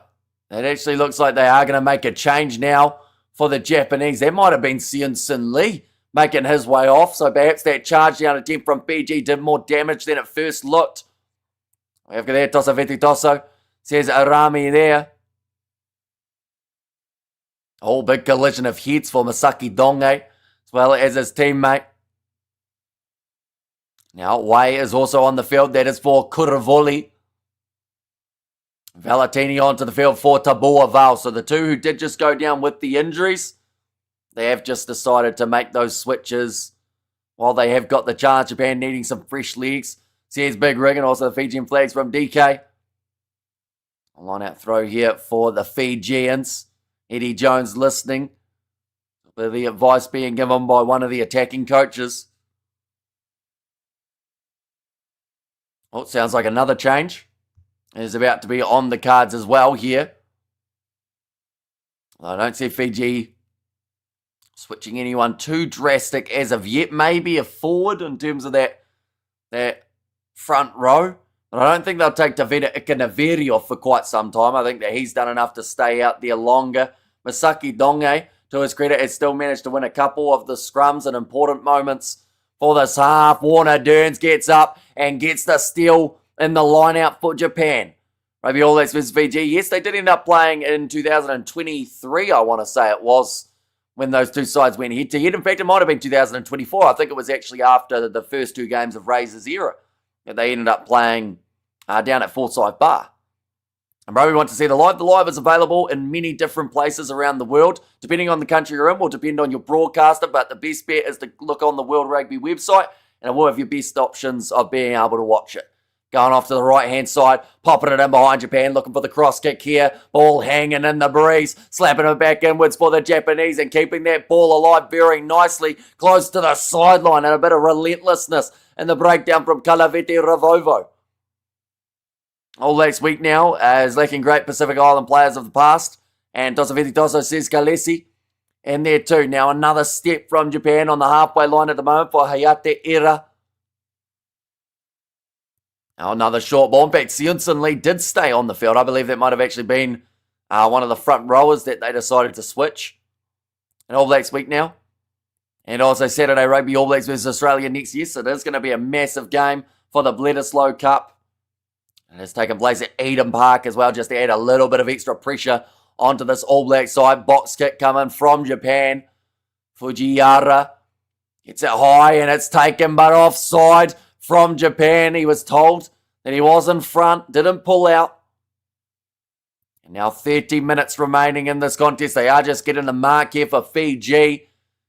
And it's going to be why at the moment, 6 penalties against the Japanese, 2 against Fiji. So that's actually a pretty solid disciplinary number for the Fijians compared to some of the matches that they have had. Come on, Fiji, says DK. And agree, Sonny says Falifatu. Now Caleb Muntz. Is that one into touch around that 22-metre line. Fiji win tomorrow. Fiji Tosso says Enda there. Of course, both of these sides, they have booked themselves a spot through to the semi, or sorry, not to the semis, but they have booked themselves through to the World Cup in 2027. Be interesting to see which groups these teams get put in December. And they do end up doing the draw. We will be doing the live reaction to that draw, of course. See exactly where everyone will sit for that World Cup. Go Fiji, go. Says Sosela there in Fiji Water. Best water in World Rugby. Says DK. Now ready to throw this one into Vita Ikanaveri, calling his shots. They will go into the middle and almost stolen again by Japan. In fact, it is nicely taken by Era, who may have hurt himself on the way down. Looked like he bounced in not a very comfortable way, but he's back up to his feet now. Backline for the Japanese again, cutting back inwards. A relentlessness in the breakdown from the Fijians. That's a great run from Makesi. Finds the offload again on the inside to Osada, but in there for Fiji, off their feet. No, in fact, it's called as a clean steal there from the referee. And now around the halfway line, Flying Fijians back in possession. Why? He's only just made his way onto the field. His number's already falling off his back. Okay, Lemuntz back across there. Soana Silla patiently waiting to join that breakdown. Now back across on the inside. Only 18, or in fact 28 minutes remaining in this matchup. Fiji, they are leading at the moment by 16 points. One more try here for Fiji could change the game. Big bump off coming, but then a massive shot from the replacement 22 for Japan. Warner Dearns just smashing into Davida Ikanaveri, and the penalty goes the way of the Japanese. Quick tap taken. I don't know whether or not there was a legal tap for Takeuchi. It didn't look like there was a clear gap between him touching the ball with his foot and taking the tap. But now only a couple metres out from the line, Amato Pakatava gets that little bit closer. No advantage, and the penalty awarded. And it sounds like a yellow card for Fiji just after we mentioned about the discipline of this Fijian side.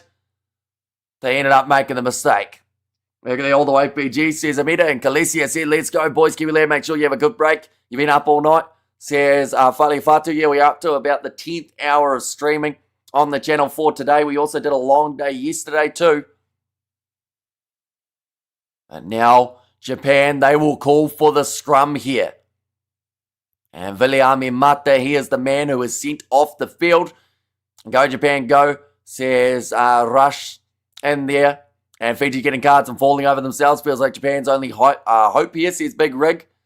And Toso Toso says DK. It was a good run initially from Takauchi. Just saw the opportunity to take it quickly and keep that ball flowing. Wonder whether or not Japan are going to try and back their gas tank here. Run Fiji off their feet for the later stages of the game. Referee just making sure both sides are ready for that scrum. Still 16 points. Even if they were to score here and convert, there's a 9 points difference between these two teams, but that is much better than what they were sitting at half-time. All about to be fed in by Fujiwara. A solid enough game. I think this is the last of the crazy days, though. Pacific Nations Cup is over. World Rugby or Women's Rugby World Cup only has 2 more games. No real internationals in October. Says Big Rig, although the URC is coming back, so that will be probably at least 4 games a weekend that we will be covering on the channel alongside the International Rugby Championship fixtures as well. But yeah, hopefully we get more than 6 hours of sleep a weekend from here on out. Definitely if I am going to be playing cricket during the day on a Saturday as well. Now, Amato Fakatava is waiting for this pass. Doesn't get it from Makesi. Another advantage against the Fijians. Shifted it away to the left-hand side. Pop pass. It is forward. So we'll go back initially. Play smart Fiji. Time management, defense, and discipline now. Says DK. Oh, and this is another last-minute warning.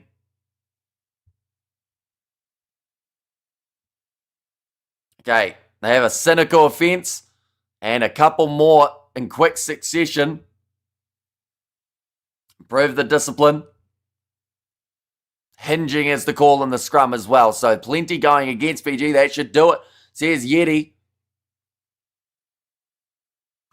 Okay, they've got about 3 options of where they'd like to take this kick from. Japan currently still down by the 16. They come in as $11 underdogs. They are going to be taking the scrum 5 metres out from the try line. Advantage they've called scrum. This one straight out in front of the post as well, so they have the option of shifting to the right or the left. Fiji will have a scrum with only 7 players in the 4-pack. Just the 9 penalties throughout this match. It's actually been a pretty disciplined kind of contest between these sides. That can all change in the last 25 when the fatigue starts to set in. Sides start to slow down. Go Fiji, go. Says Deji there. 8 minutes remaining of the Viliami Mata yellow card.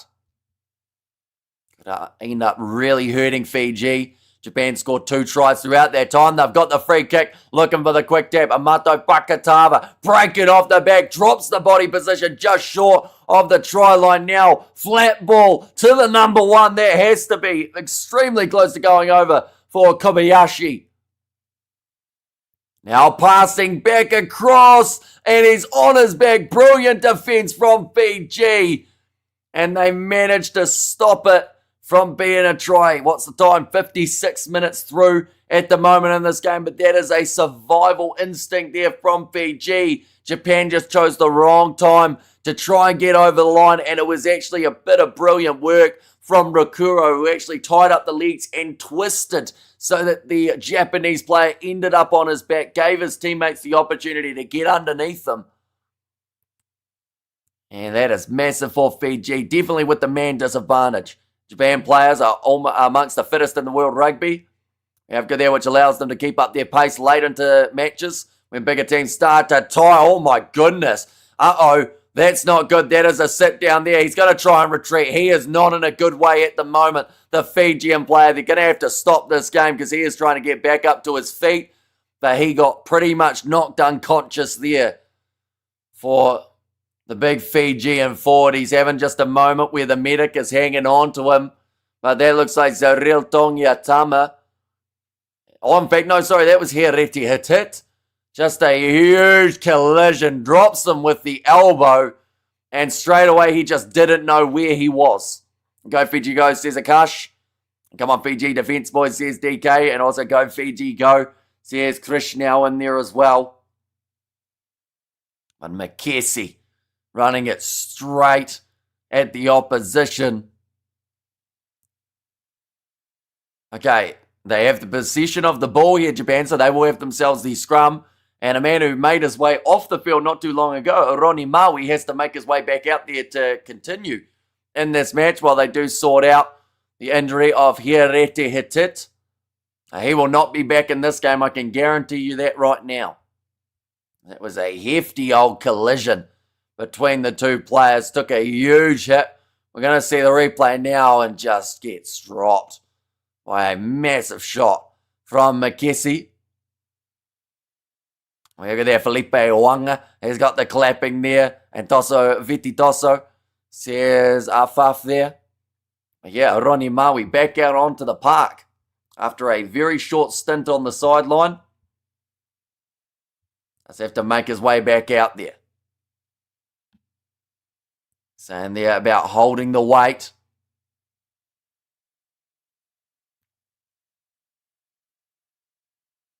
$16 points. 23 minutes remaining. It is going to go down to the wire by the looks of it. And how many minutes for the game to end? Still another 23 minutes remaining. Fiji have another 6.5 minutes without a player out there on the field. And Tosa Vititoso says Danisha there. A big, loud scrum from these two sides, both trying to get that extra bit of a push. And there's another advantage in favour of Japan. Moving away to the left-hand side. Sionson Lee with a nice skip pass on the outside. Getting chopped down there was the number 11, Keta.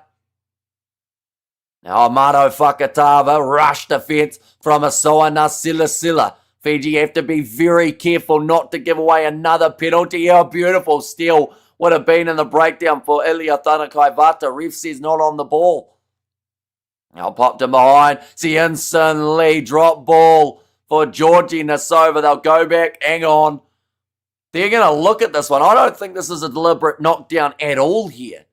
I think that this is just in the process of trying to catch it with both hands. Are you Fijian, says Birdie? I am not, no. And Sushi Power meets Lovo, says Joshua, go Fiji, go, says Malachi. A nice cut, mate, says Dylan. Yeah, it was a forfeit from not too long ago. The South Africans managed to beat New Zealand on New Zealand soil, and we hit a light goal. So the haircut did happen. Right, now the decision here for Japan. Do they take 3 points or do you go for the corner? I think they have to go for the corner again here. There's no point taking a 3 now, other than to put yourself within that kind of 2-try window. But this is a perfect position on the field. While Fiji have one less man on the field, that is where you really want to get that momentum going. Now, ready to throw this one in. Got Fuji versus Fiji from Birdie there, 10 metres out from the line. Maybe deliberately dragged down. At least one man was from Ilya Tanakaivata. Japan moving towards the try line. Amato Fakatava, the advantage in play for Japan. Over the line they go, and they are over for their try. Now, Filiami Mata, yellow card could really hurt them here. And gee, Fiji is doing well, says Moa Hunters, although Japan seeming like a valiant contender in this contest with the way that they are trying to fight back. Look at their yellow card hurt Fiji, says DK. Geez, Fiji is doing well, and Sushi smashed, says Tanisha there. And go, says Bill. The rolling ball. It's been dangerous for most sides around the world at the moment as of late. We have there a game where I don't mind who wins. Says Nalman, Fiji dropping a lot of penalties. And the sad thing is, they had such a good start to this match discipline-wise. They hardly made any mistakes. And now, you know, that penalty count at halftime was 5-2. Penalty count about maybe 5 minutes into the second half was 7-3 in favour of the Fijians, only giving away the 3 penalties. That one going over now for Japan, and that will add the extra 2, making the score 33 points to 24. Japan back within the 10-point window, and there is still another 20 minutes remaining. And this one, and whereas Wanga is still out there, I believe. Antonio Wanga had a very nice run earlier on in the match. Go Fiji, go, says Bill. All right, we'll go like this. And we'll go like that as well. Fiji go from Bill. A lot of support for the Fijians in this match, although some feel and maybe the late comeback for the Japanese could be on. If it's any comfort, I wasn't part of the 2,000 plus likes last weekend. It makes me feel a little better, Dylan. Oh, ball is stripped. And it's going to be knocked on by Fiji. So Japanese scrum here again, just for the record. The year 2017, New Zealand versus South Africa. New Zealand, the score was 57-0. Says Kiwi Express. Yeah, about 8 years ago. Springboks set in history of their own, getting the biggest winning margin over the Kiwis just this past weekend. Let's go, boys. Says Akash there.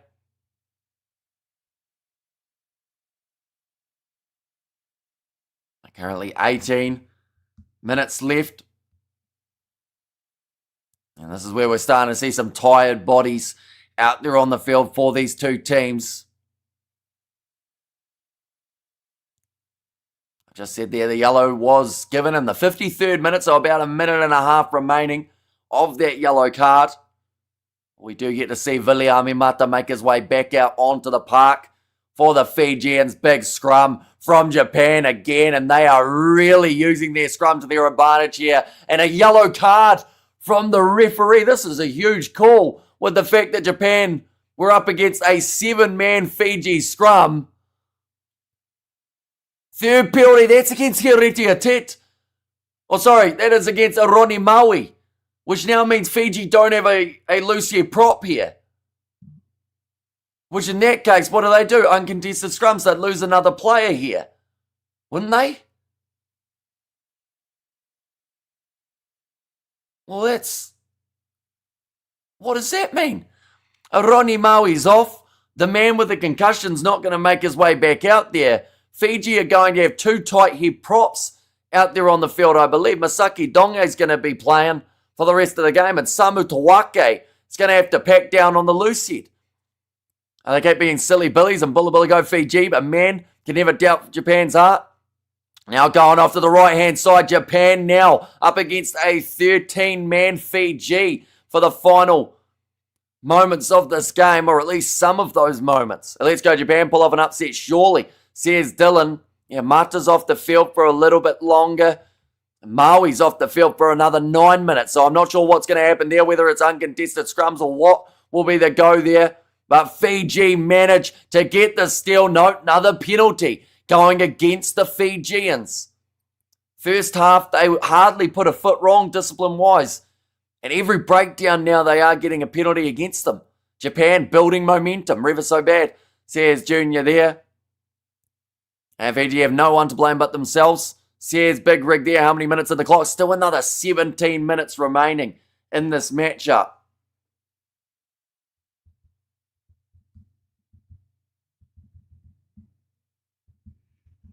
We'll go like this. I want to check the odds now in terms of how it is going to be sitting. Oh, yeah, no, that's a cheap shot from Tavita Ikanaveri. The player we tackled didn't even have anywhere near the ball. So it's probably lucky that it will just be a penalty against Ikanaveri here. How many minutes left? Still that 16 and a half minutes remaining on the clock here. GSPG need to kick up the backside from the captain or the coach. Tighten up the D's. Tosa Viti Toso.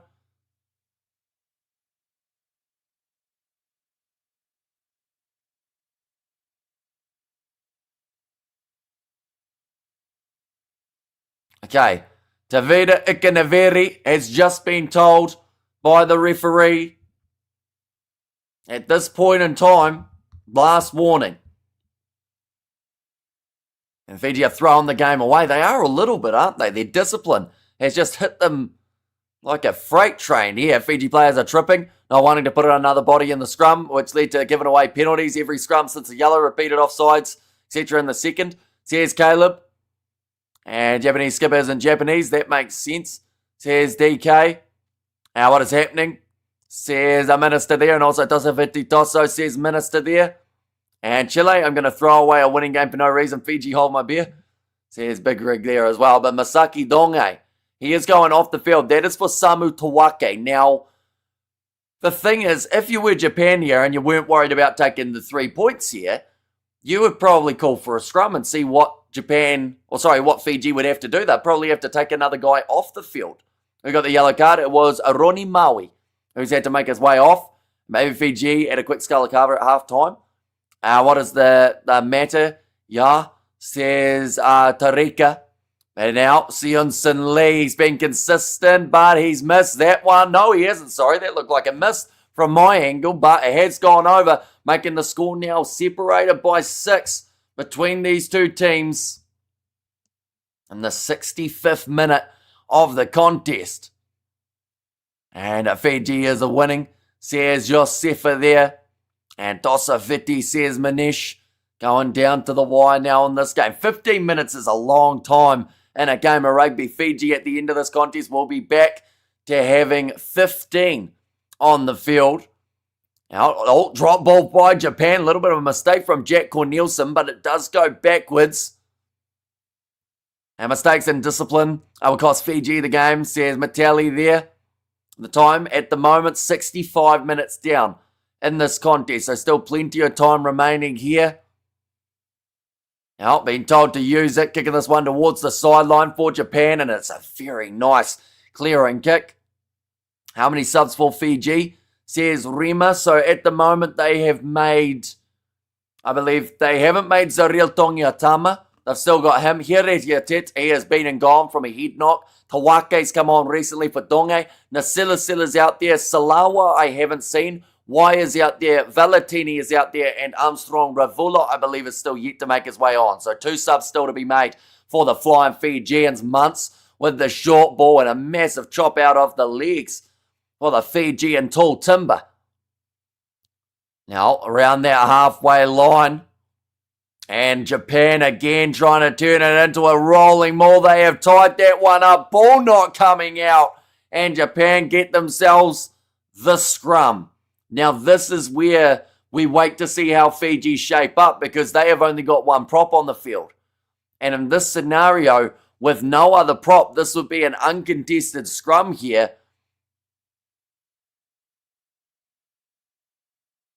Okay,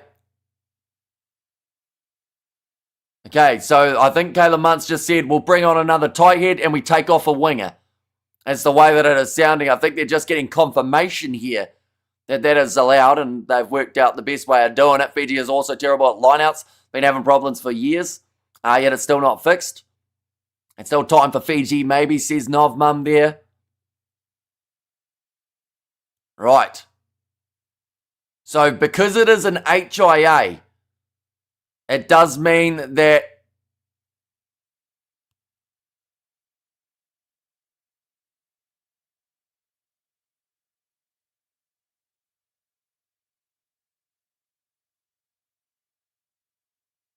okay, so they've just said there it has to be uncontested scrums, which means that Fiji have to sacrifice another player. They will be down to 13 while this yellow card continues. So Tavita Ikanaveri makes his way onto the field. Uncontested scrums. They sack a winger and they will play with 13 up until that Aroni Maui yellow card has expired. Tosa Viti Tosa says, DK, this is weird. It is weird. It's always weird when the uncontested scrums come out. And what is the time on the clock? Says Rima at the moment it is 66 minutes. Japan, just to put it into perspective, they are $2.30 underdogs. I thought the stream report, sorry, I was just listening to the referee and trying to work out exactly what they were going to be ruling it as for this one. 67th minute through in this contest. So they are just saying there that Fiji have run out of props. It's going to be uncontested. Time says Api Salomi. At the moment, 14 minutes still remaining on the clock. 66 minutes through in this final. So it's 8 versus 8. They're setting up the scrum with Tavita Ikanaveri in the mix. And it's uncontested. So no pushing here. Every scrum that Japan have that they feed the ball in, they will get themselves the ball back. World Rugby needs to review this test. Some suspicious decision, says DK. I think Fiji will lose, says Optimist. And also, do you think HIA impact the game plan? Definitely. You know, losing that Lucy prop and then not willing to put that extra man into the scrums that then ended up costing Fiji a yellow card. It's just a bit of poor game management and it's hurt them big time. Little grubber in behind. Fiji clean the ball up. It's going to be in the hands of Caleb Muntz. Over the ball now for the Japanese trying to get that steal. We have good there. It's still anyone's game. Says Afaf there. It certainly is. And isn't it crazy that that is the case when Fiji were leading by 23 points? Japan were leading by 10 earlier on in this game. It has been a seesaw and a half for this Pacific Nations Cup final, but a very good exiting kick from Caleb Muntz. For the Japanese, they will have themselves the line out here, 40 out from the try line. And just busting through a few challenges there. The Japanese, Osada just tried to kick him behind, but Muntz has been everywhere when needed. Now off to the left-hand side for Japan. They got a majority of their subs have already been made. Osada cuts back in. Eddie Jones' game plan is to pay off the ref. JK says Minister there. He strides over either way. Says DK. Back across. It's going to be Fukuda in behind. Space is starting to open up, and the reason for that is because Fiji have 13 out there on the park. Little bit of cramp dealing with for one of the Japanese players. That was so close to being the steal for Fiji, but the call was not on the ball from the referee.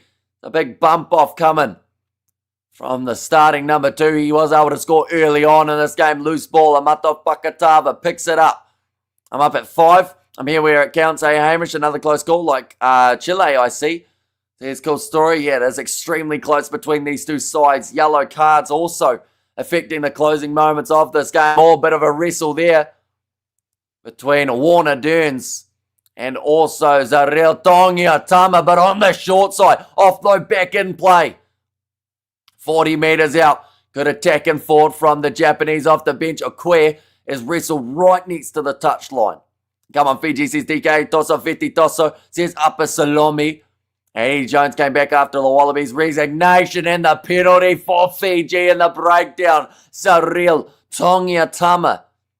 That is one of the most crucial moments of this whole game for Fiji. Who's winning at the moment? The Fijians are leading 33-27 with 11 minutes left on the clock. But that big moment there could completely change the momentum of this game. The Fijian flags from DK and their D-boys, D Tosoviti, says Azenati. Possession at the moment, 57% for Fiji, 43 for the Japanese. They did actually have slightly more in that first half, so Fiji having a lot more possession throughout the second 40 minutes, which is the reason they were so successful in the early stages of the half. Couple changes being made. Takeuchi making his way off for Tamifusa. And then also alongside that, we see Kenji Sato making his way on for the starting number 2, who has been extremely impressive throughout this game, Hayate Ira. And no Fiji is tier 2. Should be a commentator.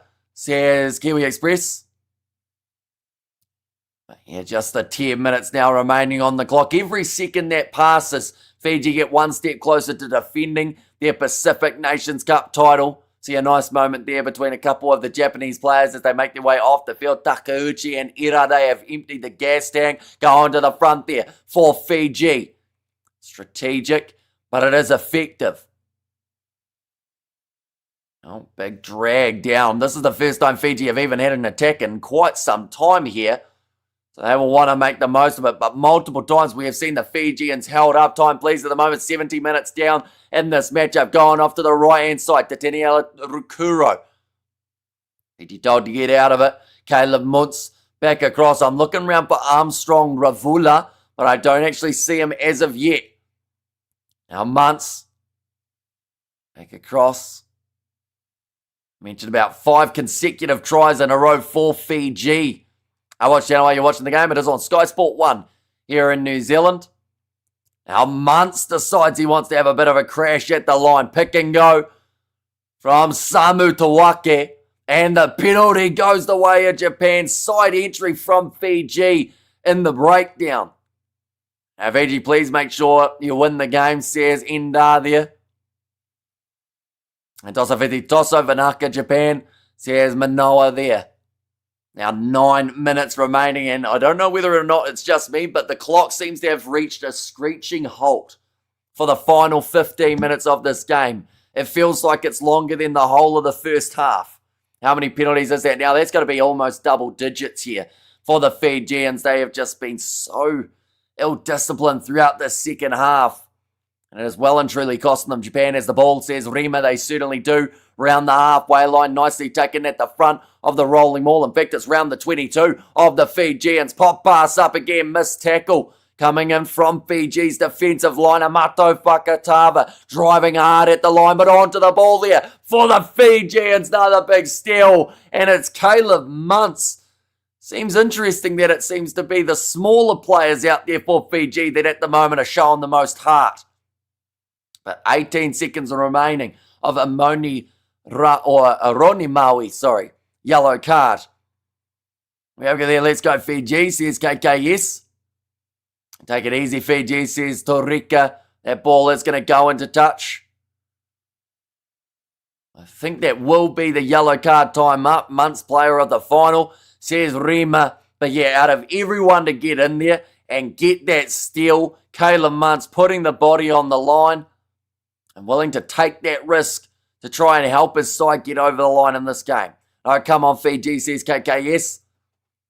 Referee is not right, says Vane. Are you talking about that Muntz steal? I think it was a pretty legitimate one for Caleb Muntz. Looks like another change is about to be made. And in fact, a few rotations there. Celebrated too early, says Naz Williams. And D-Boys D says Upper Salome. Currently 7.5 minutes remaining. Caleb there when needed, says Manush. And that could be the biggest steal of this whole game. Nicely taken by the Fijians. And here comes the rolling maul. See whether or not they can get this one continuously moving in the right direction. If they can earn an advantage, take the 3 points, get outside of that 7-point margin, make it difficult for the Japanese to get back into this game. A collision round the halfway line, tackle made by Akito Okui. Armstrong Ravula now makes his way onto the field. That is for Taniela Rakuro. Chasing after that one, just knocked on from Ponepati Loganamasi, who was all but able to claim it in the air. Created another attacking chance. Looking at some of these of the Fijians out on their feet, says Yeti. This game has tested the gas tank of both of these sides.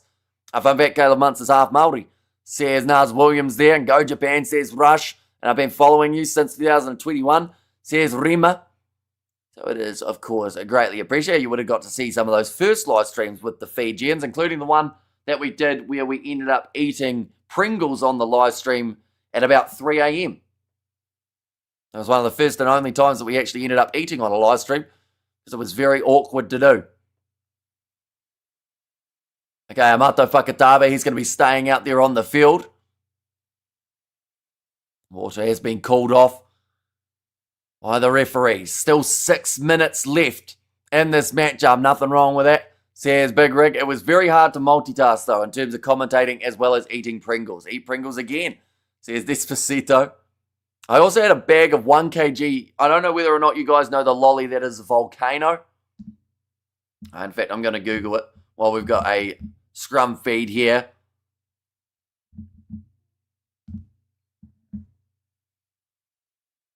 Now the scrum. Japan. It's going to be in their favour here. They will be 20 metres out from their own line. Those type of lollies. It's going to be hard to see. But you know the ones that kind of have the base? I had a 1 kg bag of those. Not all of them on the live stream. You can get a 1 kg bag of them for $16. That's risky. But now nice run down the wing from the Fijians. Now going back across to the right-hand side. Nice stepping coming from Kitioni Salawa. Held up by Warner Durns again, and the ball dropped by Fiji. Ref says it goes backwards, very close to a knock-on for the Flying Fijians. Now back across. Bit of a loose ball going back to the halfway line for Kemu Valetini. You live stream the whole game. We are going to be still here for the next 5 minutes of the end of this contest. How many minutes are left? Still 5 minutes left on the ball. Wasn't there meant to be a guest appearance for this game or another game? It was supposed to be Tonga versus Canada. We had it all organised, and then 15 minutes after it was all organised, I got a message saying he wasn't going to make it due to feeding out animals. Or doing a bit of, feeding out baleage. So it meant that did miss out on that opportunity. That one now going off to the right-hand side for Fiji. Another quick step coming in. Warner Dearns over the ball. He's got some long arms, but not long enough to manage the steal. Now Fiji still trying to keep this one going. They're 5 metres out from the line. Referee took a shot in the ribcage. He wouldn't have enjoyed that one too much, the Argentine. They've got numbers to the left. Wide cut out pass, but it was a risk, and the reward was not there. Fiji onto the ball, but the penalty for Japan. Is Mata back on? He is indeed, yes. Although they may have taken him off for Kitioni Salawa. And feeding out, aka making a trip to KC, says Johnny Blaze. And always close encounters between these two teams, says Johnny.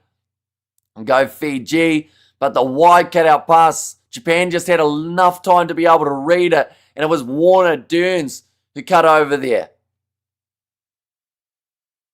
It looks like he may have hurt himself there, Warner Dearns, with just the 4 minutes remaining. Penalty was suspicious. I think it was for that Fijian player in the breakdown not rolling away, though. Which does make sense, as he was on the side of the Japanese.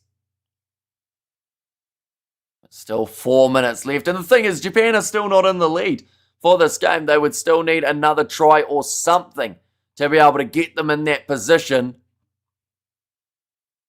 They still feel relatively happy with where they are at this point in time, as long as they can go down the length of the field.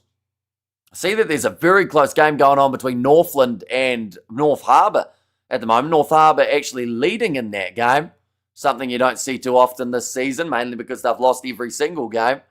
Which part of the field is the game going on at the moment? Japan are only 5 metres out from their own try line, but they have got the penalty, so they'll work their way out to maybe about 25 metres from the line.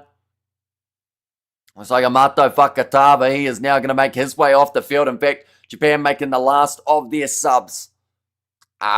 Says Anton there. Time is almost up, yet the 4 minutes remaining in this matchup. Ref just end the game, says Selma. He's a little bit early to be ending it just yet. I think what would end this game much better is if Fiji break through the line and score that try that they've been looking for the last about 25 minutes. Whereas on the other side of things, we are seeing the Japanese been searching for that match winner. Oh, and that's going to be taken, although free kick for Fiji, closing the gap. And Japan will get the ball again. Fiji had to work hard now to win the game. North Harbour and Auckland being bad this season, says Nars Williams. And North Harbour have a Ramphilly Shield challenge next week. That's enough, ref, blow the whistle. Says Metelli there. Now backline movement for the Japanese. Pass to absolutely no one. Goes backwards. Osada has to try and clean it up. As Kimi Valentini works him towards the touchline. 3 minutes left now on the clock. There were arms in the tackle. Says the referee Snyder. Trapped by the own player, so they will not get the advantage there, Japan. It looks like they are going to go for the box kick here. There's a bit of a risk as it gives the ball straight back into the hands of Fiji. Armstrong Ravula with a good run back towards the halfway line. Now why? Going across Ariel Tongiatama. Why again with the dangling numbers off his back. Counties Manukau looking good. Says Sonny and Fiji need to play smart and work the ball. Says Manouche. Now nicely taken, missed tackle from Fiji. Offload goes backwards for the Japanese. 2 minutes now remaining on the clock and they are still down by the 6 points. This one's going to go down to the absolute wire. Go Fiji, go, says Jeffrey. If Japan win this, they go up 2 rankings in the overall standings. Whereas if Fiji win this, they get around 0.3, which is still crucial, as they will not want to drop by that 1.4. I shall be back, says Vinny there. Go Fiji, go, says Jeffrey. Now popping it up almost through the gap, but Japan still attacking from around the halfway line. Trying to milk the penalty advantage. They will not get it this time. Backline movement again. Going out wide. Makesi getting wrestled towards the sideline by Georgie Nasovo, who loves the physicality. And a player trying to smash through him. Shenson Lee goes through the gap. Ball dropped backwards. Picked up by Caleb Muntz again with a crucial moment in the breakdown penalty for Fiji for in off the feet from the Japanese. And that may just about be the game now. Which part of the field they are around the halfway line. And now Fiji, all they need is 1 minute off the clock. Caleb Muntz in absolutely no hurry to kick this ball into touch. He's just getting confirmation from the referee of where the mark is. That is a veteran move from the youngster there. And ball's going to go into touch. 45 seconds remaining. We see it there. Seunson Lee broke the line, was looking for that next offload, and it was Asoa Nasilasila who jumped in and got the first initial touch of the ball, and then Caleb Muntz diving in and managing to keep that ball on the side. There's not many fly halves who would put the body on the line like that. Fiji claim their line out. 20 seconds remaining in this contest. All they need is to just close this one out for 13 more seconds. Japan, though, trying to go through the middle. Cornelison does just that. It goes down. Ball is available for Y. Has to use it. Going off to the left. Massive smashing shot there from Makesi. Counter ruck from the Japanese. Where is the ball? Y digs it out from underneath and putting it back into the pocket and into touch for Caleb Muntz, and the Pacific Nations Cup champions back-to-back will be the Flying Fijians. Toso Viti Toso, says DK there, but a massive win, an eventful 80 minutes between these two sides, to be down by 10 early on for Fiji, to then lead by 23, to only win the game by 6. The Japanese, they are disappointed. It's been a roller coaster of a game.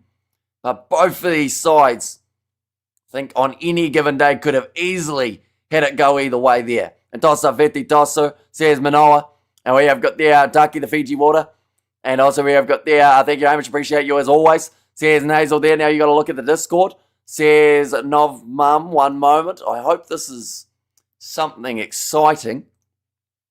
It is... I don't even know what that thing is. Is it like a sundae of some sort? Something caramel? Something along that lines. That's a long stick that they give with you. Or that they give to you for it. We have got there time to drink kava, and Japanese can keep the ref. That's their prize, says DK, and it's off the draw of players. I mean, Caleb Muntz, he was such a phenomenal player throughout this game and so crucial in a few massive moments, because had he not put his body on the line at the end, Japan would have ended up with the ball. Had he not got that steal just out from the try line, Japan could have scored. So Caleb Muntz, you know, the fact that he was willing to just dive in there and hope that he would end up with that ball showed a lot of courage for his team, even though he's one of the smallest players who are out there on the park. Dewey Sova, says Ralph. We have got there, oh my God, lucky at last, says Jeffrey. And also we got there Taki cover time, says Johnny Blaze there, thank you bro, lovely broadcast, says Ngeto, and there no Pierre Harbour. And also Fiji flags there from TK, or DK, sorry, I should say. And let's go, says Rugby channel, but massive win for Fiji. So the standings of the Pacific Nations Cup, it did go Fiji first, second Japan, third Tonga, fourth Canada, and then theoretically, if you really wanted to be, I guess, tricky with it, you'd say that the USA were fifth and Samoa were sixth, as they are still playing off for their next opportunity to qualify for that World Cup. Thank you, bro, says Flying Monster, and good game, Japan played so good, says Endar there. And yeah, extremely close between these two sides. Could have gone either way, but in the end, the Fijians hang on and get themselves the massive victory there. But nonetheless, I do thank you all very much for tuning in. If you did enjoy, of course, be sure to leave a like and subscribe to the channel. And I will see you all for the next one.